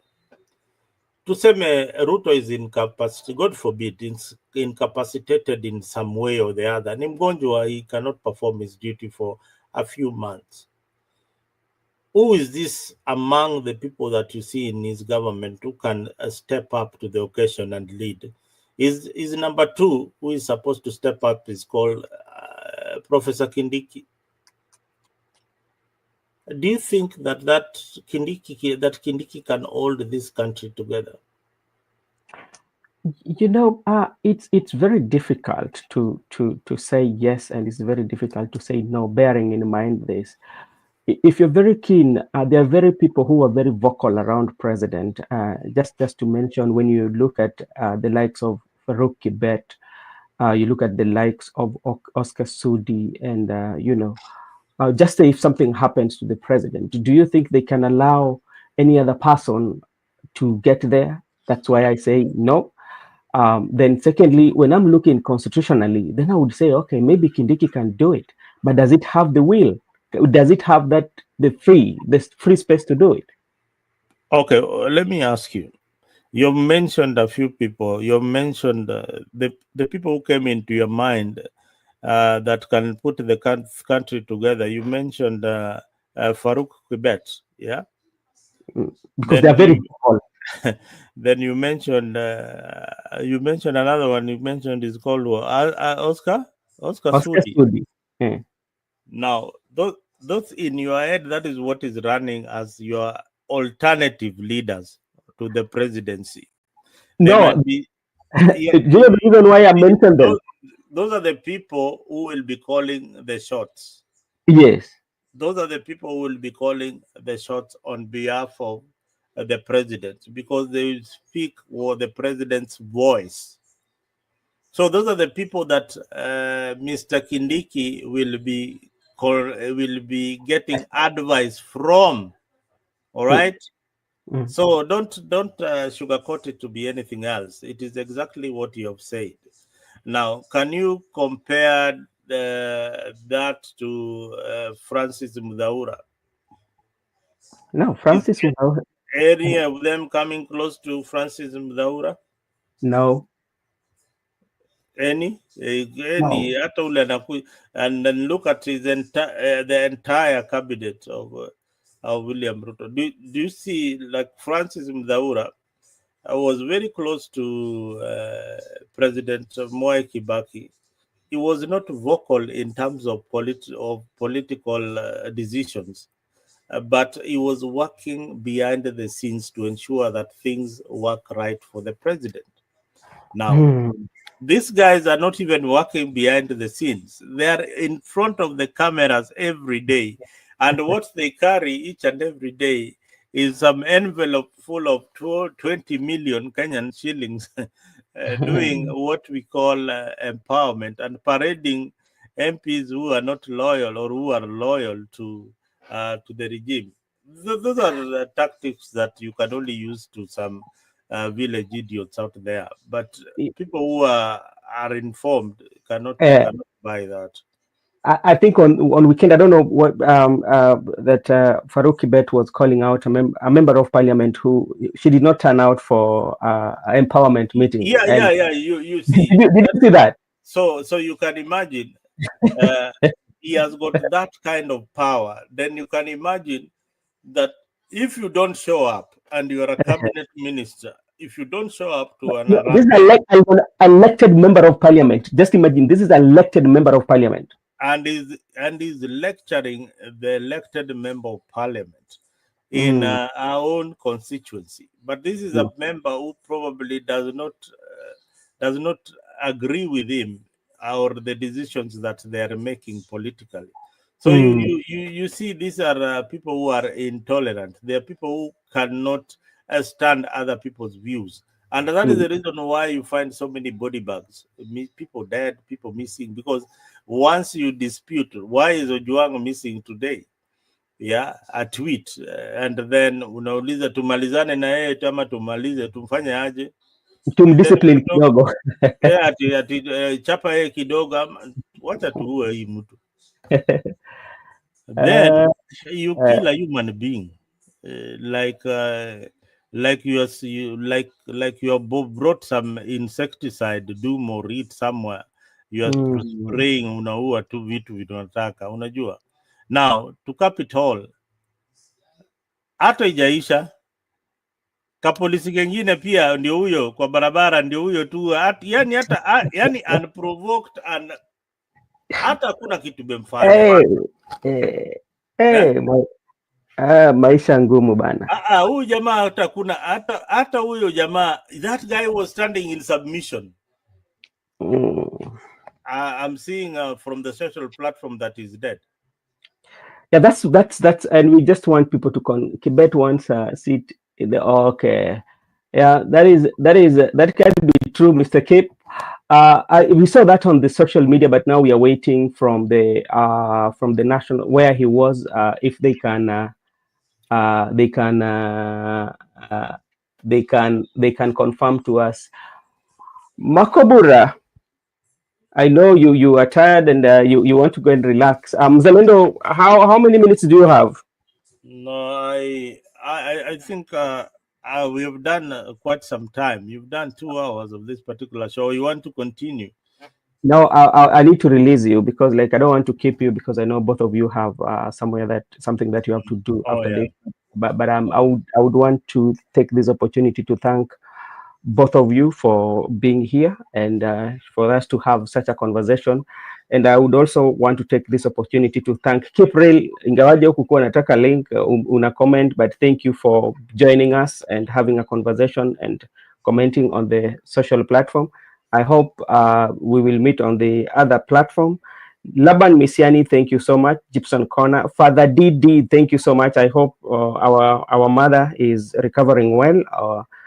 He's doing fine. Just let us know. And that is everybody who was on the comment section. We thank you so much, and everybody who is watching. If you're new in Brother Benson Media, kindly please be part of the conversation, but by just hitting that subscription button. Is for free, so that if we have conversation like this, you would share with us, and you would also get a notification that we are going live, so that we can grow together and have this conversation. The conversation we are having is a conversation about our country, and is a conversation that we are questioning the leadership, not only the leadership of administration, but the leadership of judiciary, the leadership of the legislature, the leadership of the police, the leadership of the every institution that we have, even our own, because, like, we are also leaders. And if we demand good leadership, are we also, as voters, are we showing that good leadership? Sometimes we might demand something that we ourselves we are not showing. So it backstops with us as voters too, that what kind of leadership that we want, and how do we want that leadership to be run. And all the questions, all the complaints that we are having, all those are being solved at the ballot box. So make sure wherever you are, have that ID, have that voting card, and make sure that when the day for voting will be called, be the first person to vote, so that those questions are answered on that ballot box and you don't have to complain anymore. But if you don't show up to vote, then you have no reason to complain. That's how I see it. Maybe I'm wrong in that. If you are eligible to vote and you fail to vote, then after that, after election has been done, then you come and complain about your MCA. You come and complain about your member of parliament.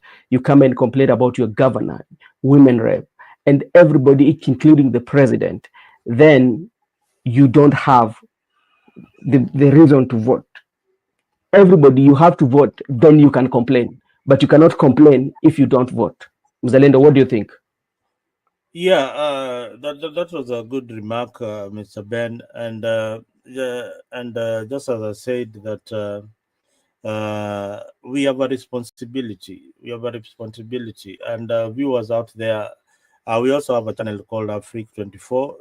Tungesependa sana ukitazame pale tunasimama pia na ukweli, kwa ajili ya ukweli na kwa ajili ya haki ya Wakenya wengi wale wamepoteza maisha yao. Na kila wakati tukizungumza hivi, hata hapa BBM tunasimama na ukweli.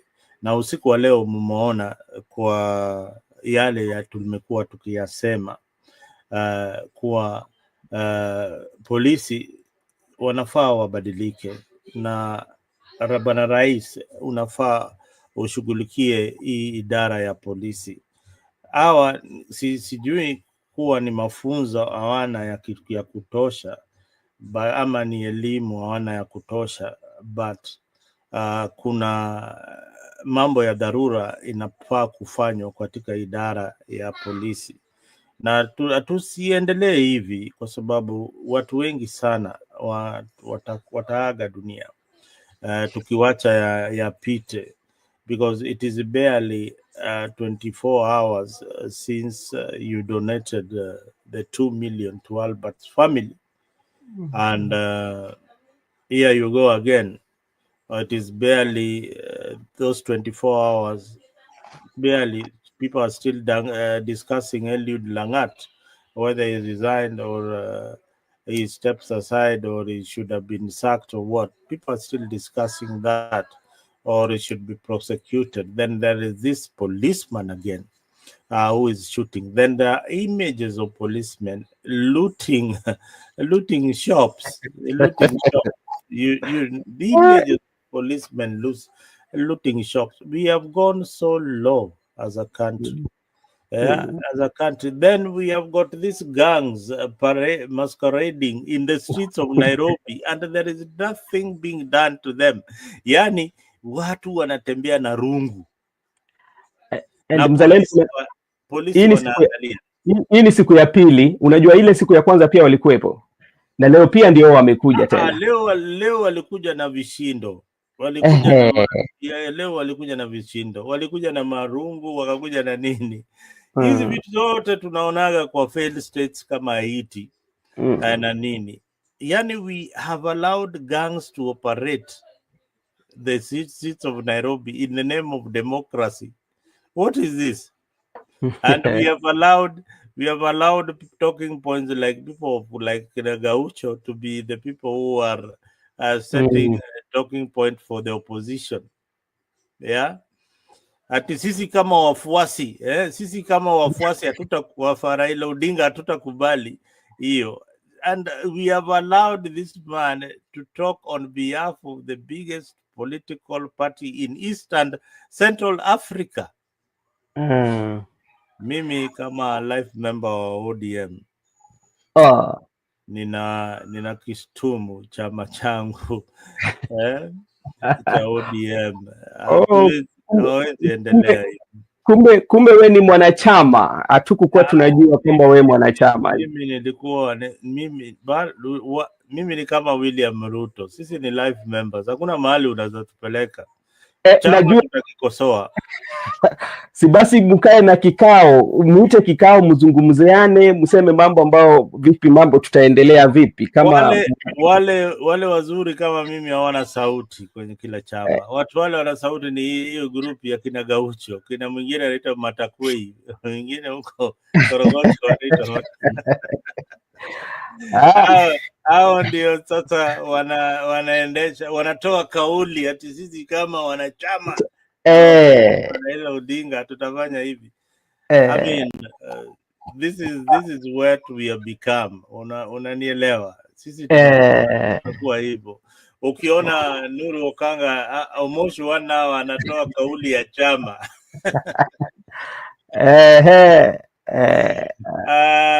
Ndugu bana, pale tunaelekea kisiasa ni pali pabaya. Ni mteremko, ni kama punda anateremka na mzigo pale chini na unaifuata mbio. So lazima tuangalie, tujirekebisha. Nilisema hapo awali na nikimalizia ni wakati wa Moi tulikuwa na Nyayo Chambers pale, watu walipigwa, wakateswa vibaya sana. Na uzuri wengi wao hawakukufa. Walirudi wakasema kile walipochopitia. Hii ni nchi tumeona kwa kila mtandao. Governor, sitaki kumtaja jina, wanafanyia vitendo vya kinyama kijana, vitendo vya kinyama vikiuni, and bado yuko na sisi. Bado yuko na sisi tena ni kiongozi. Hii ni nchi ambayo mtu amehukumiwa akapelekwa gerezani, akatoka akakuwa mbunge. Mimi nakwambia leo ni tarehe ngapi? Leo ni tarehe 17 tarehe 18 tarehe 17 mwezi wa 9 mahali mimi niko. Asante. Mahali wewe huko, mimi niko mahali niko.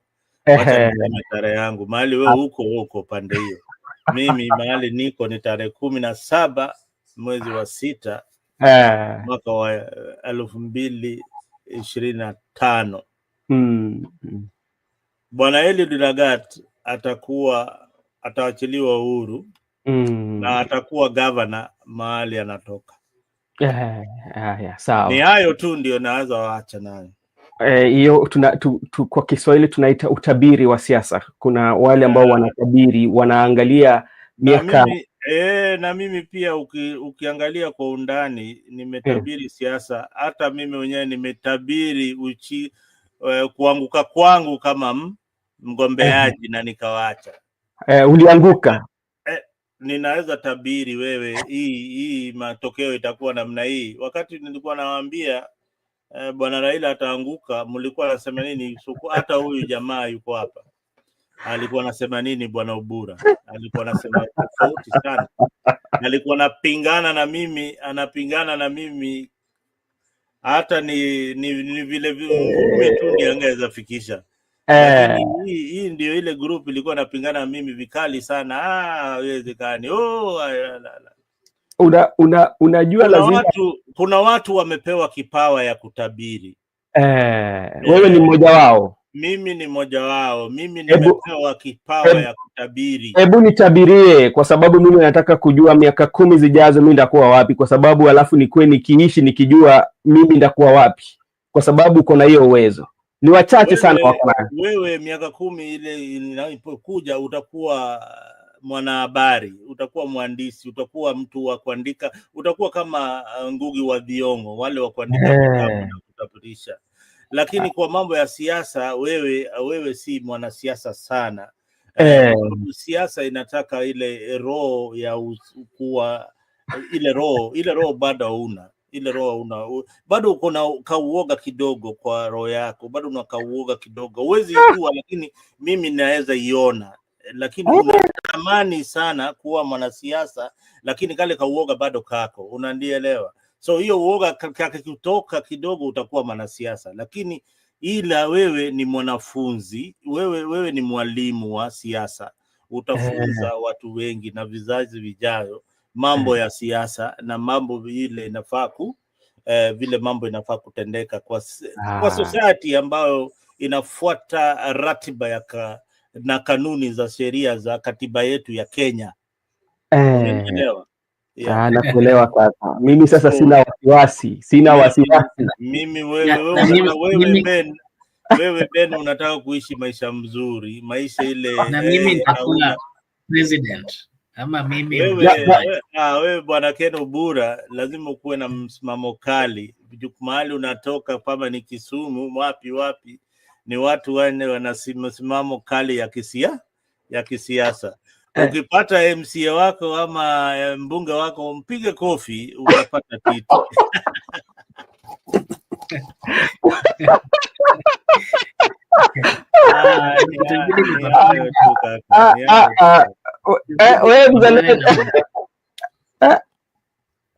Na mbunge wangu wa Dombo ndio nimnyang'anye hiyo kiti. Pale lazima ukuwe na kifua, lazima uende pale microphone useme wewe ni Simba, wewe ni wale Simba, unaweza uma mtu wowote. Wewe unatoka kwa vizazi vya Ong'ondowere. Bas hapo utapata kiti, lakini bila hayo utasubiri sana ndugu yangu. Okay, Mzalendo, asante sana. Wewe tumekuachia nafasi, unaweza toka studio saa yoyote ambao unataka kwa hiari yako. Kuna mimi nimefurahi leo kwa sababu umenitabiria maisha yangu. Sasa unajua kitu ambacho inakuwa ni vigumu sana kutabiri yanayojiri. Na hata ukiangalia katika Biblia, haujui siku ile Yesu atakuja, kwa sababu Biblia inatuambia atakuja kama mwezi. Na haujui utakupata uko wapi. Sasa mimi leo hii tabiri lako mimi naifurahia. Nikienda kulala nakuwa najua mimi ya yangu. Asili TV anauliza Mzalendo, tabiri kama Ruto atafikisha 2037. Maisha ya binadamu.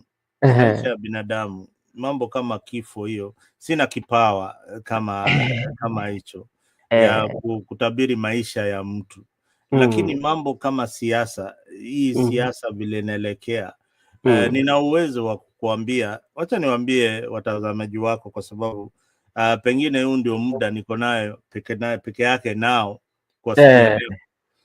Natarajia nitakuja huku siku nyingine, but ile kitu ile nazawaambia ni ya kuwa kuna hii msisimko wa Gen Z. Unaona hii msisimko wa Gen Z ni msisimko kubwa sana, na population ya Kenya sahii au ni wengi kuliko watu wengine, hizo jinsia zingine. Hivi nasema ni kuwa hii population ya Gen Z ndio itadetermine mambo mengi sana. Wakiwa organized, na bwana Ken Obura I think yuko katika hiyo bracket ya Gen Z. Wakiwa organized, ninakuambia hizi areas zote za cosmopolitan areas za Kenya and towns za Kenya watazifagia zote, Nairobi ikiwa number 1 watazifagia. Zizi constituency kama tuseme, kama sitaki kupatia wanasiasa dukuduku ama moyo ustuke bure, sitaki kuwapatia kwa sasa, lakini nawaambia ole wao wale wako katika zizi constituency zile ziko cosmopolitan. Ukiwa Nairobi na kuambia hizo zinaenda hizo viti. Ukiwa kule Kisumu, wakiwa organized vizuri, wanachukua hizo viti. Ukule Mombasa, wakiwa organized vizuri, wanachukua hizo viti. Na sikiza, wanaweza zichukua katika chama cha ODM, wanaweza zichukua katika chama chochote kile, wataingia kama Gen Z na wabak mtu wao, watachukua hizi. Na pia wakiingia na chama chao ama chama chile kona kipenda, bado wanaweza chukua hizi vitu. You know, then it is very, very sad that it is in our country that we don't have very many young people in positions of leadership or heading parastatals that are run by government. All right. So it is high time that they sit on that table. We need to see many young people in the Senate challenging Sifuna. We need to see many of Eddies in the Senate. Migori Senator. Yeah, we need to see the likes of that guy with Mama Ndevu ule wa Kiambu sijui wapi. Huyo Medo. We have Medo, Dhangwa. We need to see many of them. A lot of good leaders have been contaminated by bad politics. People like Ndindi Njoro. This guy was, if you listen to him in terms of economy and all that, but kuna hii kasumba ya tribalism that we need to fight. We need to fight it completely. Today, the best performing governor comes from Kikuyu in Murang'a County. Yeah, the best performing constituency is Luo, Babu Owino. So we have got all these dynamics, yeah, and these people are young. These are not from the older generation of politicians. These are young people who are making a difference in politics. So the more people get into politics and they get involved, is the better for the country called Kenya. So we need to get more people involved in politics. William Ruto was a good president when he came in because he was involving young people. We saw people like Osoro. That is why I supported him, because I was seeing that this is somebody who is going to involve more young people into his government. And he has there is an aspect of him that likes young people being in. We have seen people like Raymond Omolo, people like that in his government. this is a good gesture, but there are some people who are also out to tarnish his government, and he needs to act. And if he doesn't act, mina kuambia 2027 itakuwa ni historia inaandikwa Kenya, ya kuwa kama ya Maraga aliandika historia, the first country to nullify a presidential election. Nani alikuwa anajua inaweza fanyika? We all kept on saying, haiwezekani, haiwezekani, but it happened. There is always a first time. There is always a first time in something.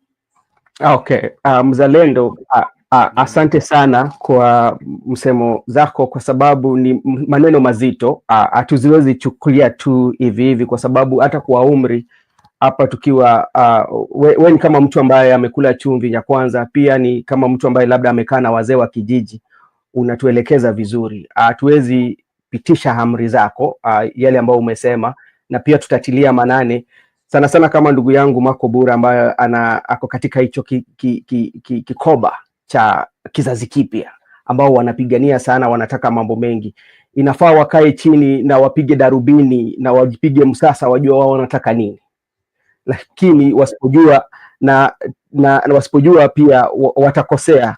Na nakubaliana na ndugu yangu mwingine hapa, anasema Silly TV, anasema shida ya Gen Z will be infiltrated, money will be poor. Hawajai, itakuwa tu shilingi 2,000 tu na pombe tu, alafu kwisha mambo tumepiga, alafu watakuja kulalamika. Saa Marco Bura, sikia maneno ya wakuu, hii ni kikao cha wazee. Unajua hii story inaendelea. Huyu jamaa tena huyo kwa comment section, unajua huyu ni ule ajui kutofautisha kati ya youth huyu ni pengine youth na wale wananunuliwa na shilingi 1,000 na nani wale ni watu wale wana msimamo wale huwezi Gen Z hapa kuna watu wana msimamo wale wana kazi wenye wananunuliwa na hawana ID for your information. Wao hawana mbele ama wale hawana pesa. Gen Z kama Ubura ana pesa zake anafanya kazi yake. Kuna mawakili pale, kuna watu wale uwezi wapatia ati unanipatia. Kuna watu wa IT, kuna software developers, kuna walimu kama marehemu Ojuang. Huyu alikuwa anakosoa serikali. Huyo ni mtu ako na kazi yake. Na unajua, angalia wale mavijana ambao waliitwa pale na gavana wa Murang'a, wale walikuwa na teknolojia, walitengeneza mfumo ya hata kutengeneza duty roster, kuangalia ni nani anafanya kazi. Unajua ile ya wale mavijana. Unadhani wale mavijana ambao unaweza patia pesa kidogo ili ushawishi kweli? Na kulingana na ile kitu ambao walitengeneza, mpaka gavana anakuja anawaleta pale mbele ya umati kuwapongeza. Unajua brother Ben, kuna siku nilihost Gen Z kwa channel yangu ya Afrika. So I wanted to understand who these people are, you know. So nikaona mimi kwa siasa zangu ama siasa zile unauzia wananchi ya kuwa utawaletea barabara, utawaletea maji, utawaletea barabara huduma mzuri za hospitali nini mashule. Jamaa aliniambia, wewe hebu nikuulize, unataka niishi wewe kwenyu ni Migori pale. Yeye anataka uko Migori ibaki kama Migori, ushago, yani ikae kama uko pali. Anajua huko there must be a difference between the village and the city. Yes. So if you tell him that he needs a good road to go to the village, he tells you, no, I can fly there with a chopper. Why are you telling me I only need to be empowered? I can fly there with my chopper and I can go for a road trip. Nataka niingie na my 4x4 niende kwa hiyo terrain and then I reach home. That is what I want. I don't need a road in my village. I need. Then I was like, okay. All these guys need is what you saw the Murang'a governor doing. They need empowerment. They need to be empowered, so that they have money, and when they have money they can live anywhere they want. They want, yes. And Mzalendo, pole kwa kusumbua, kwa sababu najua kila ucheo ukitaka kutoka mambo inakuja, na hata wewe Makobura, kwa sababu nyinyi ni watu ambao wako katika kizazi tofauti na una maeleo tofauti vinyi unaelewa. Unadhani kuna uoga ambao inaletwa na hichi kizazi kipya kwa wanasiasa wale ambao wamekuwa na mfumo ya siasa yao, wanaona kwamba hii kizazi kipya kuna ile wanavunja ile mfumo ya siasa ambao wanafanya, ndio maana labda kuna uoga inawapatia hao, na hao pia kwa kufanya kwamba tunataka kutoa hii uoga kwao, lazima sisi pia tuwatishe kidogo, tuwaingizie uoga. Unadhani kuna ile namna ya uoga ipo katikati hao watu wawili, mfumo hawa mavijana na wanasiasa ambao wapo, kwa sababu kuna ile mfumo yao ya siasa inavunjwa, na pia kuna ile uoga wanaleta, na pia hao wanataka kusema basi kama mnaleta hiyo uoga, sisi pia tutakuletea uoga. Na uoga ni gani? Ukiongea hivi tutakukamata. Unadhani kuna jambo kama hilo?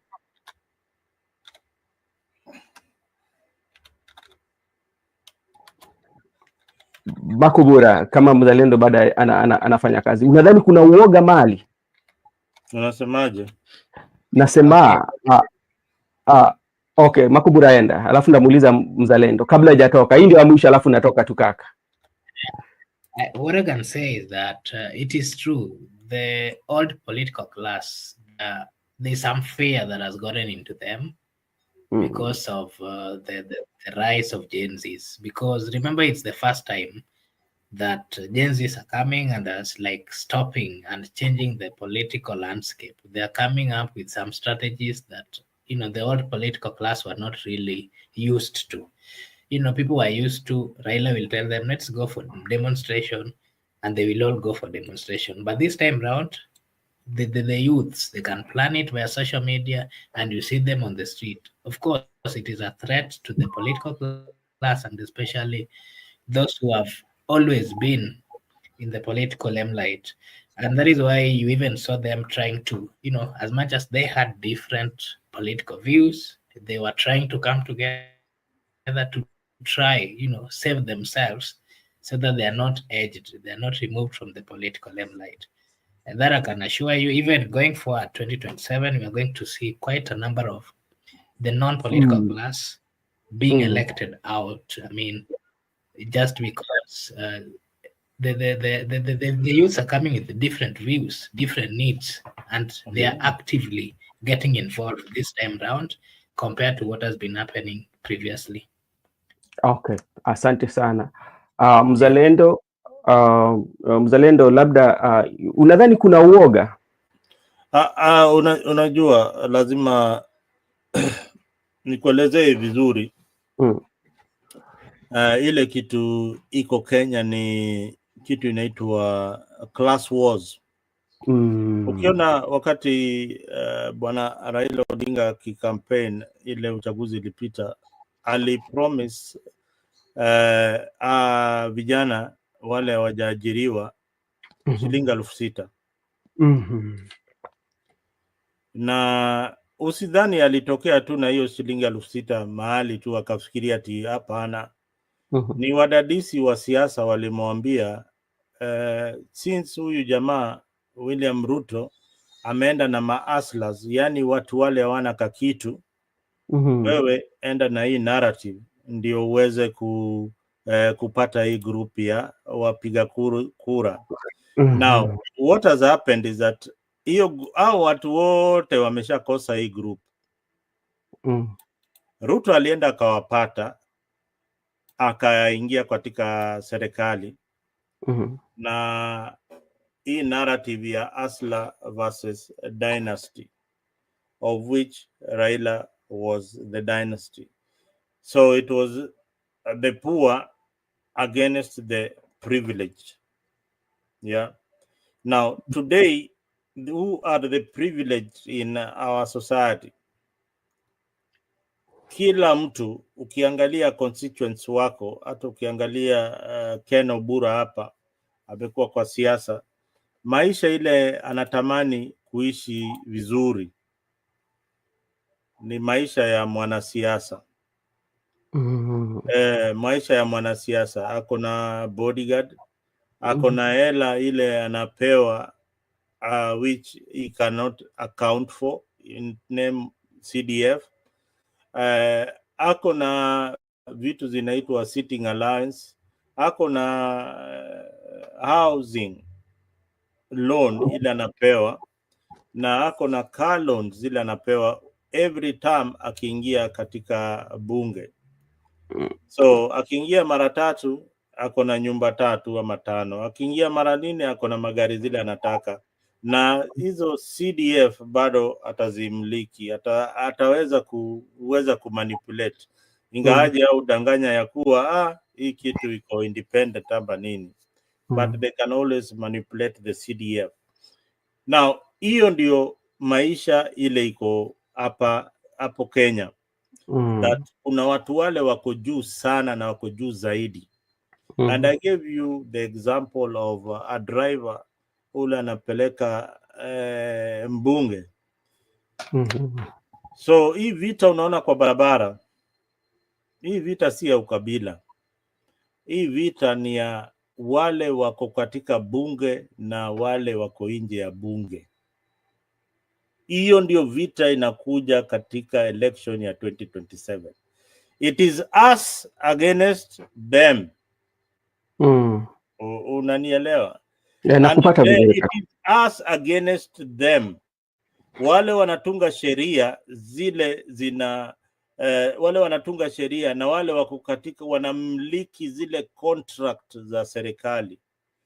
Leo hii kwa katiba ya Kenya kuna ukienda kwa county government ya Kisumu where you come from, ni vijana wangapi bwana Nyong'o wanawapatia kandarasi?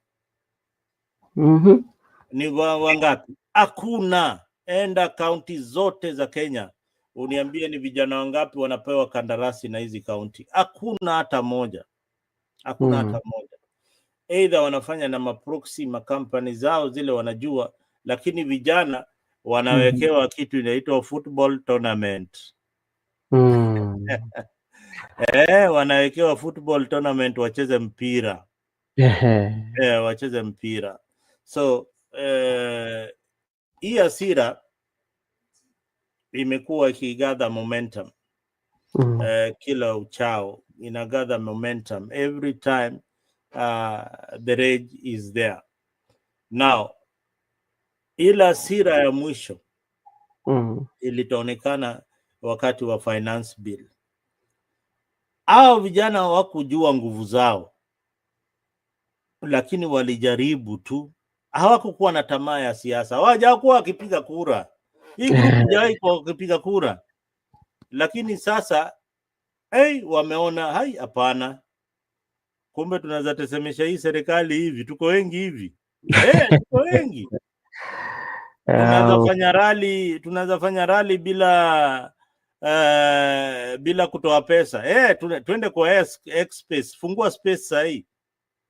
Wanafungua rally yao. Wanafungua rally yao, wanachochana pale, wanasema fanya hivi. Angalia. Obura atakwambia wanachochana hapo. Wewe ukienda hapo, mimi nakaa saa zingine naangalia, anasema boss. Na ukiwa na Gen Z kwa nyumba kama mimi niko nao, fikira zao na zao ni tofauti sana. Mambo ya siasa vile wanaangalia ni tofauti kabisa. So hii vizazi vipya saizi wa siasa, kina Ken Obura wanaangalia siasa kwa umbali sana. Wanaangalia siasa kwa njia ya demokrasia, njia ya freedom na njia ya kupanua usemi na kuangalia ni vipi Kenya inaweza kuwa katika hiyo bracket ya uvumbuzi. Unaona kama hiyo kitu unashangaa. Sasa uliona kitu ya Murang'a pale, kijana amezundua mtandao itakuwa ni kama alternative ya ChatGPT, inaitwa Simba. vijana wako na akili ile ijawahi kuwa tapped or honest by the government. Hawana njia, lakini sasa unapata gavana kama anaitwaje, Wamangata ama ni huyu gavana wa Murang'a no, gavana Murang'a anaitwa Kang'ata, Irungu Kang'ata. Anawafungulia hizo njia. Haya, ukikuja kwa gavana wako ile njia wewe gavana wako ni nani bwana Ben? Pole ndugu, lakini ni nani? Sasa mimi niko na Prof mwenyewe Anyang' Nyong'o. Nikienda Migori. Unajua mimi sasa ni mtu wa kaunti mbili. Awacha niseme Ochila yako. Sema usikuwe naibu. Sema gavana wako ni gavana wangu ni Ochilo ayako. Mwaya mwenyewe Wakiwi.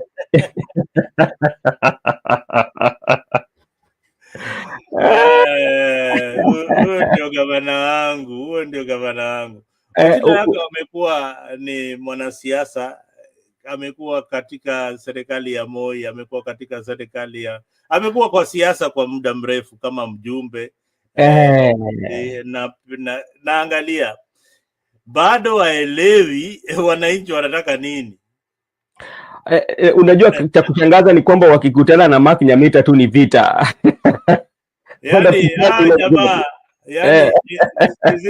Experience ile wako nayo, ile wanaweza sema wako na experience, ni experience ya kuiba. Hiyo ni experience watu wako nayo. Hii group experience ile wako nayo ni sisi kama watu wa ODM kuungwa loyalty, fidelity, but no development. Wanapigana sana. Unajua wafuasi wao wakikutana, loyalty, fidelity, but we are okay with no development too. So that is coming to an end. There are good leaders out there who can make a difference, and the people needs to be, to be more keen in what is happening in the counties. So and that is what we want. We want a country where Odhiambo Maya aliwaambia vizuri sana. There is no point of view of the Luo community fighting for the presidency of Kenya. Haina faida. You have the county government. Let them work for you. Today you find that the county governments in Luo Nyanza are scrambling for development projects by the government. Then the people are not even questioning where they are taking the money that they are being given by the national government. Yeah, they are not even questioning. They are okay. They're okay with it. They're okay. We have come to a state where stealing is okay. Stealing is normalized. Yeah, it's normalized. Unaambiwa Ben kama example, huyu brother Ben, huyu ni jamaa washi mbaya sana, si hatutaki kujua hiyo. Huyu bana Ben huyu ni smuggler bwana. Hata anauza kidney za watu mbaya sana. Huyo ndio tunataka kuwe mbunge wetu. Kwa nini? Kwa zile filusi na pesa za ufisadi zile unapatia watu. Sasa unajua mzalendo, hapo ndio sasa inafaa tujipige tathmini na sisi tuongelee sisi wenyewe kwa wenyewe, tuzungumze, kwa sababu kama wale ambao wanapiga kura hawapigi msasa mwanasiasa, labda hao wanaona kwamba mwanasiasa mbora ama mwanasiasa mzuri ni kulingana na fedha ambao anapatiana ama na mtu ambaye ako na nia mzuri kwa nchi ama nia nzuri kwa eneo ambao anataka kuongoza, huyu mtu unapata kwamba hapati nafasi. Labda hao watu wenyewe watakuwa wanamuuliza, wewe mtu ambao unagombea umetufanyia nini? Uko na pesa? Kwa sababu unapata kwamba cheo ama unapigiwa kura kulingana na pesa yako. Na wale ambao hawana pesa lakini wako na nia mzuri, ni nadra sana upate kwamba wameshinda kiti cha ubunge katika eneo ambao wanagombea. Na alafu kisha baadaye sisi tunakuja kusema kwamba viongozi ambao sisi tumewachagua ni wabovu, lakini sisi wenyewe hatuangalii wale ambao tunawapigia siasa. Sasa shida iko wapi? Ni viongozi ama wale ambao wanapiga siasa ama wale ambao wanapiga kura? Viongozi hawana shida. And that is why tuko hapa. Viongozi hawana shida. Shida ni wale wanafanya wanateua au viongozi. I keep on saying the power is in the ballot. That ballot that you carry, that is where your power is. Your electricity is there. Your road is there. Your electricity is not with Opio and I. Your electricity is in that ballot that you carry. Hiyo nimebeba stima. Karo yako na shule bora iko katika kile kadi unabeba ya kura. Ukitaka hospitali mzuri iko katika kadi ya kubeba kura.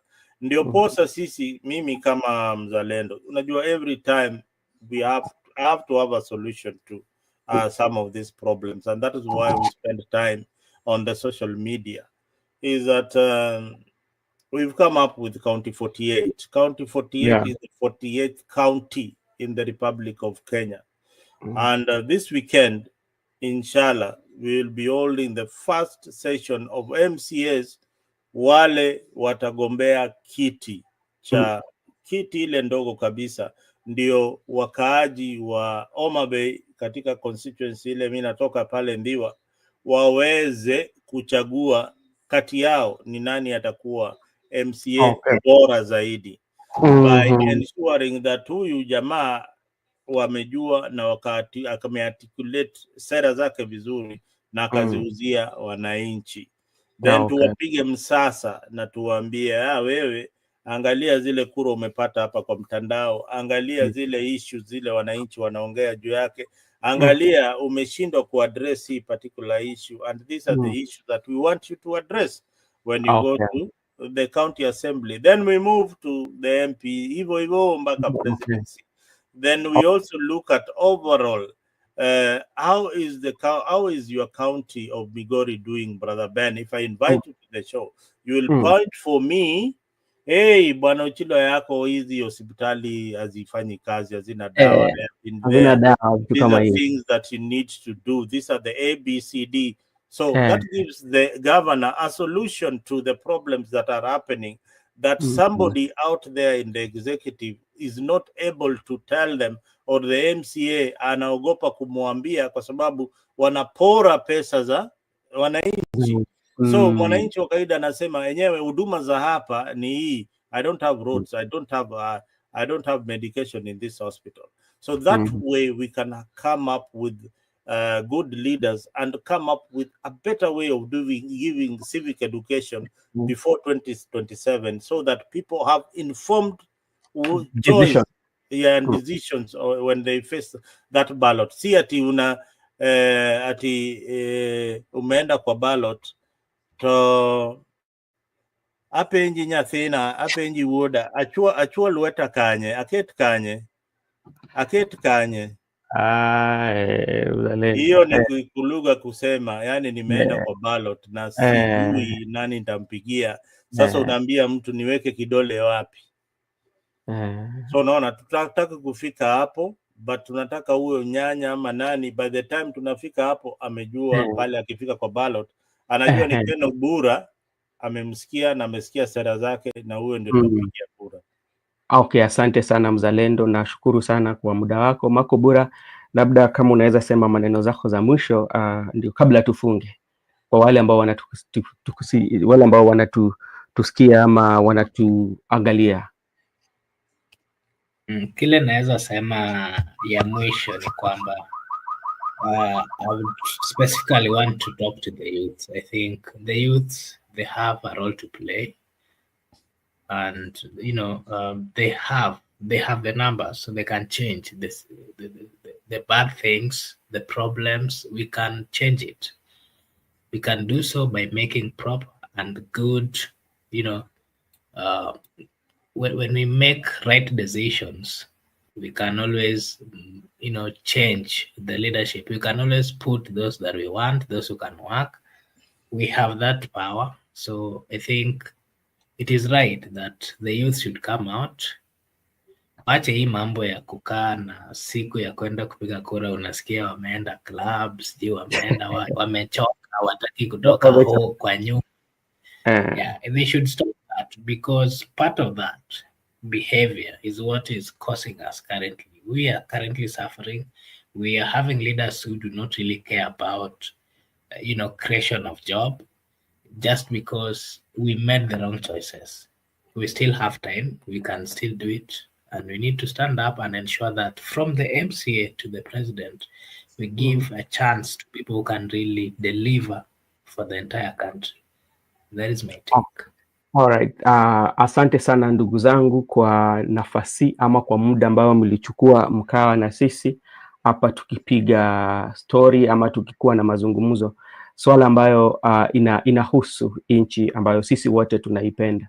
Na mimi mara mingi huwa nasema kwamba tukizungumza tunaweza badilisha, tusipozungumza hatuwezi badilisha. Na ya pili pia ningependa kuchukua nafasi hii kushukuru tu wale ambao tulikuwa nao. Asili TV, asante sana kwa kukuja. Asili TV 2, asante sana. Father, thank you so much. And Gibson Connor, Laban Misiani, Cape Real, thank you so much for coming. And those who did not comment also and are watching also, we will not go without telling you asante sana. If you're new here, once again, and you like what we are doing, and you can support us by just hitting that subscription button so you become one of family members. So if we go live, you will be enjoying our show. And once again, thank you so much to our new subscribers too. We cannot close without saying thank you to you, and just continue supporting us, and may God bless you. May God bless you very big. Tomorrow we will be here as we discuss about the issues that will be there tomorrow. Thank you so much, and may God bless you big time.